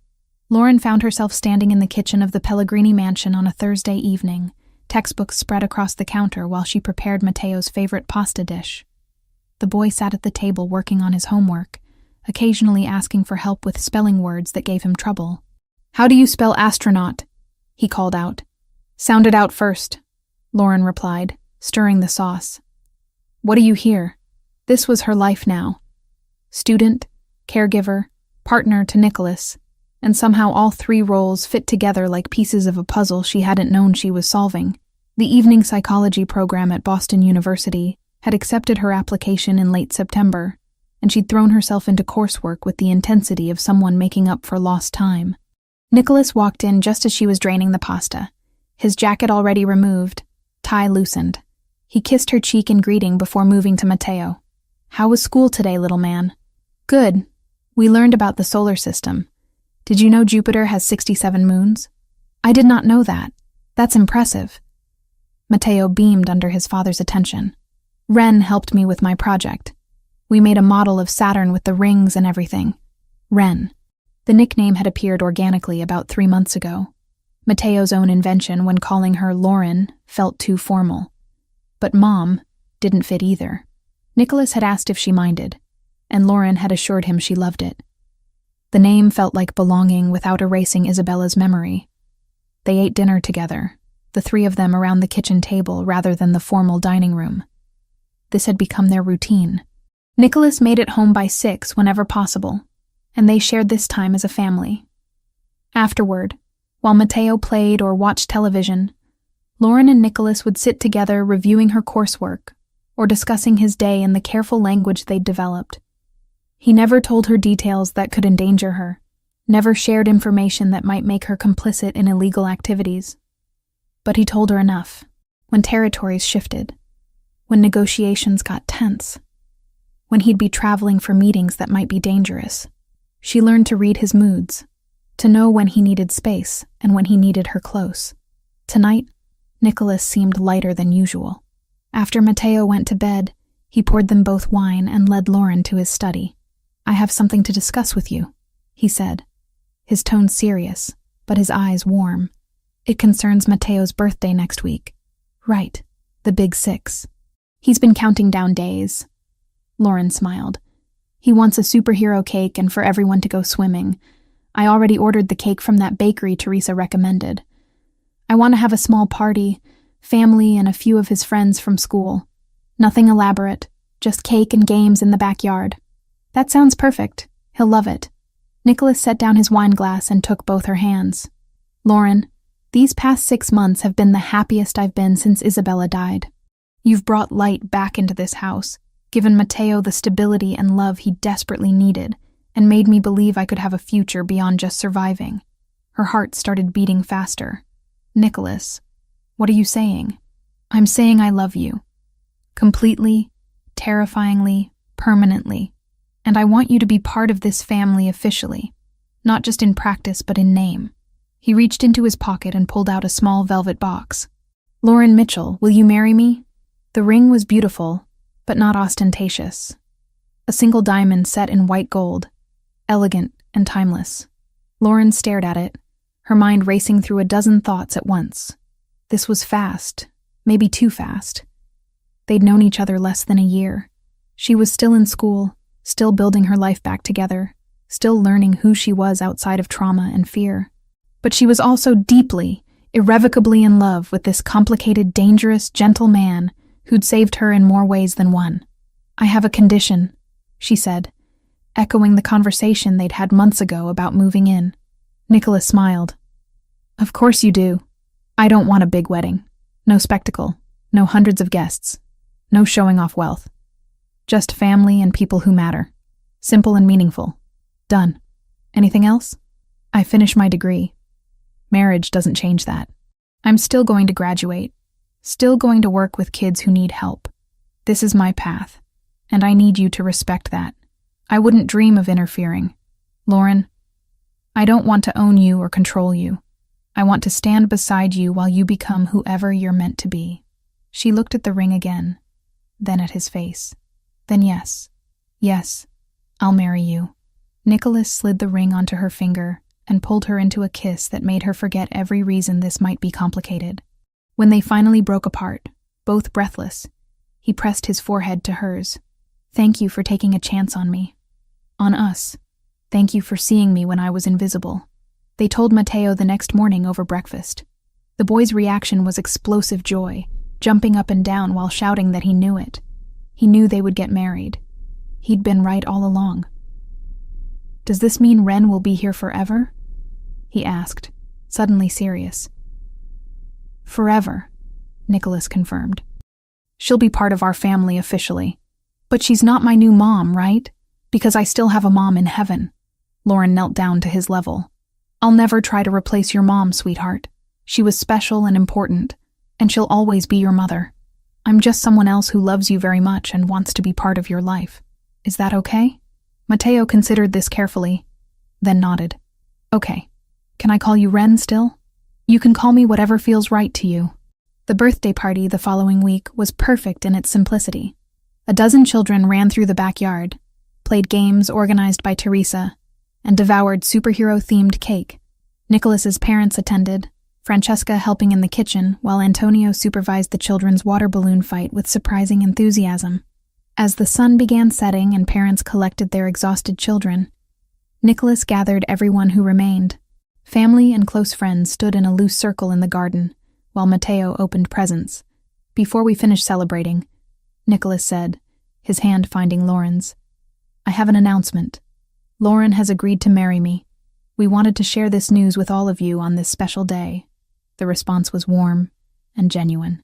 Francesca hugged Lauren tightly, whispering, "Welcome to the family officially." Antonio shook Nicholas's hand with pride evident in his expression. Anthony Brunarelli, who'd become an unexpected friend to Lauren over the months, raised his glass in toast. "To new beginnings," Anthony said, "and to the strength it takes to build them." They set the wedding date for late October, giving them 2 months to plan. Lauren insisted on keeping it small, and Nicholas honored that request. The Cape Cod beach house, where they'd first felt truly safe together, would be the location. 50 guests maximum, just family and the people who mattered most. The weeks leading up to the wedding passed in a blur of classes, studying, wedding planning, and normal family life. Lauren found a dress at a boutique in Boston, a champagne-colored gown with delicate gold embroidery along the bodice. The most important feature was the sleeveless design. "Are you sure?" the boutique owner asked when Lauren chose it. "We have similar styles with sleeves if you prefer." "I'm sure," Lauren said, looking at her reflection. The scars on her shoulder and arms were visible, undeniable, but they were part of her story, and she was done hiding them. The morning of the wedding dawned cool and clear, October air crisp with the promise of coming winter. Lauren woke in her room at the beach house, surrounded by Teresa and Francesca, who'd insisted on helping her prepare. "You look beautiful," Teresa said, fastening the tiny buttons at the back of the dress. Francesca handed her a small velvet box. "Something borrowed. These were my mother's earrings. She wore them when she married my father in Sicily 60 years ago." Lauren put them on with shaking fingers, touched by the gesture. "Thank you. For everything. For accepting me. You make my son happy. You make my grandson feel safe and loved. That's all any mother wants." The ceremony was held on the beach, as the sun began its descent toward the horizon. Chairs were arranged in neat rows facing the ocean, white fabric fluttering in the breeze. 50 people who'd played essential roles in their lives watched as Matteo walked down the aisle first, carrying rings on a small pillow, his pride evident in every step. Then Lauren appeared, walking alone as she'd insisted. No one giving her away because she belonged to herself first and was choosing this commitment freely. The champagne dress caught the golden light, and she heard the soft gasps as people noticed her scars on full display. Nicholas waited at the altar, his expression transforming as he watched her approach. Love and pride and something that looked like awe. When she reached him, he took both her hands. The ceremony was simple. Traditional vows, no lengthy speeches or elaborate productions. Just 2 people promising to love and support each other through whatever came next. When the officiant pronounced them married, Nicholas kissed her thoroughly, earning cheers and applause from their guests. But then he did something unexpected. He leaned down and pressed gentle kisses to her scarred shoulder, to the twisted skin where Tyler had burned her, to the faint white lines on her arms. A public declaration that he loved all of her, scars included, that her past made her stronger rather than damaged. Lauren felt tears slip down her cheeks, but they were good tears, healing tears. The reception was held in a tent on the beach house lawn. Dancing, laughter, food, and toasts that ranged from humorous to deeply moving. Ryan Cooper stood up, his sister Andrea beside him, and raised his glass. 6 months ago, Lauren saved my sister's life by putting herself in danger. That kind of courage is rare. Nicholas, you found someone who matches your strength with her own. Don't ever take that for granted. I won't, Nicholas promised, his arm around Lauren's waist. As the evening progressed and guests began leaving, Lauren found herself standing with Andrea by the water's edge. The younger woman had been quiet most of the day, but she'd thanked Lauren privately for what happened in that Revere parking lot. "I know this is complicated," Andrea said. "The way you and Nicholas met, the violence that brought you together, all of it. But I see how you look at each other. That's real. Hold on to it. I plan to." They left for a brief honeymoon in Vermont, 3 days at a quiet inn where no one knew who they were. Just Nicholas and Lauren, without the weight of his reputation or her past. They hiked through fall foliage, ate at small local restaurants, and spent long evenings talking about the future they were building together. When they returned, Life settled into a new normal. Lauren threw herself into her final year of coursework, determined to graduate on schedule. Nicholas balanced his business responsibilities with being present for his family, a juggling act that sometimes failed, but that he never stopped attempting. The following spring, Lauren walked across the stage at Boston University's graduation ceremony, accepting her diploma in psychology with Nicholas and Matteo cheering from the audience. She'd maintained a near-perfect grade point average while working with Matteo and building her marriage, proving to herself that she was capable of anything she set her mind to. The nonprofit organization approached her 2 weeks after graduation. They specialized in providing therapy to children who'd experienced trauma, working with kids in foster care, abuse survivors, and those who'd witnessed violence. The pay was modest, but the work was exactly what Lauren had trained for. What she didn't know until her 3rd week was that Nicholas had been anonymously funding the organization for years, a fact she only discovered when she saw his signature on old donation records. "You knew I'd end up here," she accused him one evening, more amused than angry. "I hoped you might. But you earned the job on your own merits. My donations had nothing to do with their hiring decision. Still manipulative, strategically supportive," he corrected, pulling her close. "There's a difference." 15 months after the wedding, Lauren stood in the bathroom of their bedroom, staring at the positive pregnancy test in her shaking hands.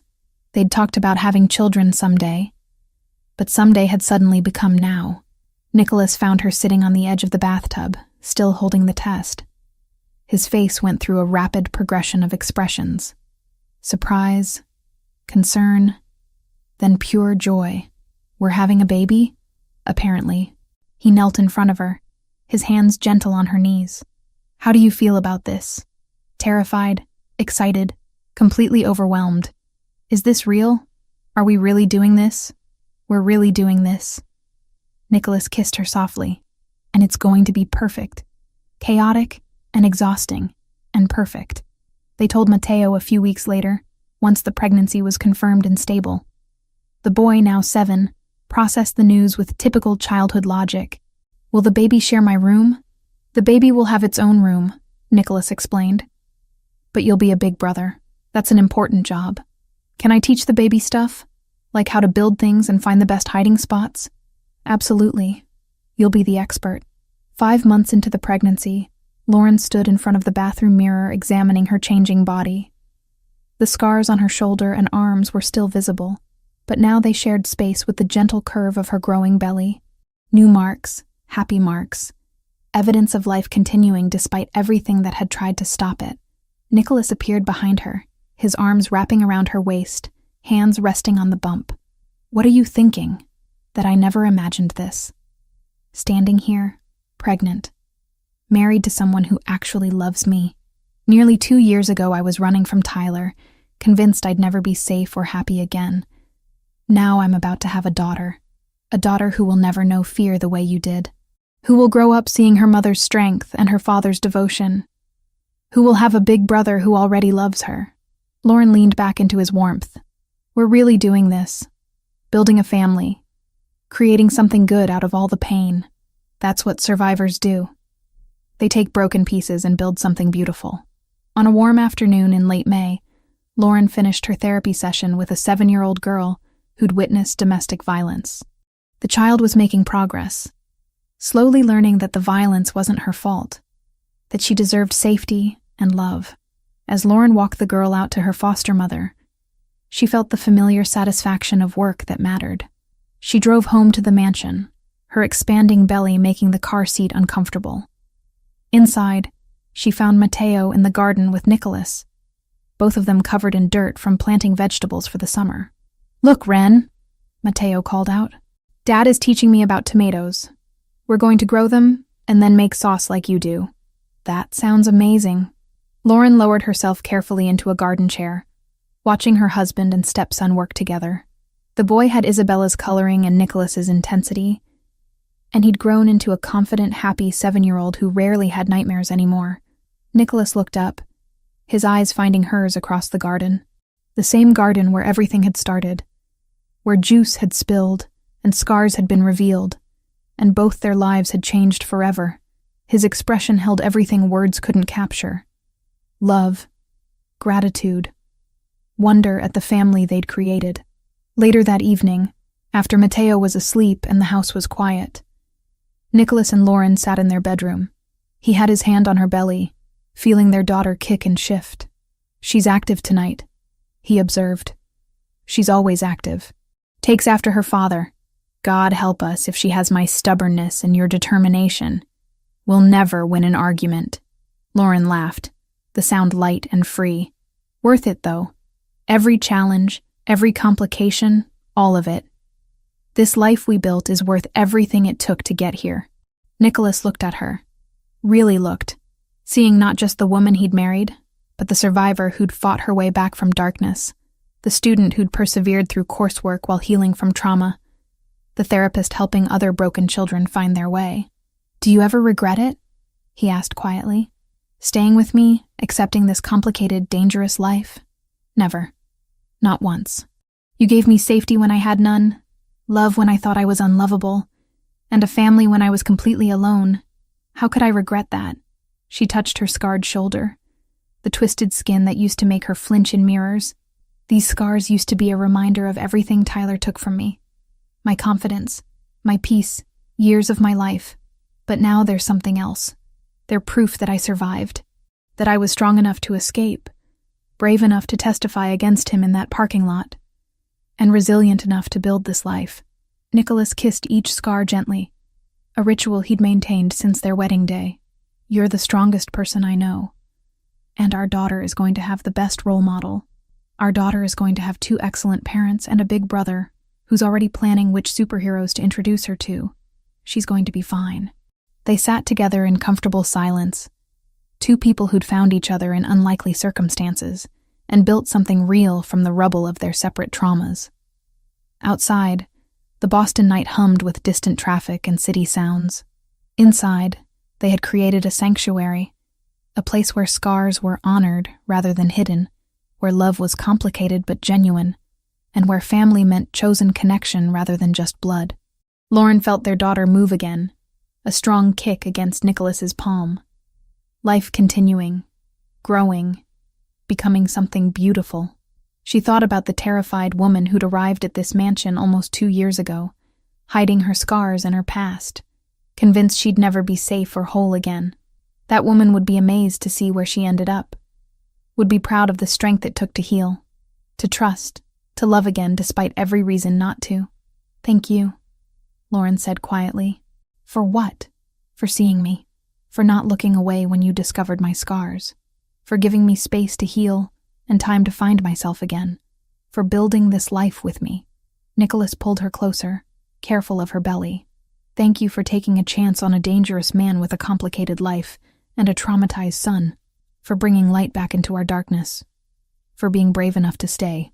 They stayed like that as night deepened outside, the 3 of them soon to be 4.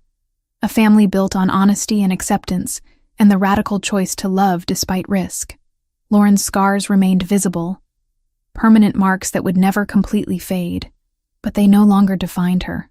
They were simply part of the map that had led her here, to this moment, to this life she'd never imagined possible. And that was the greatest triumph of all.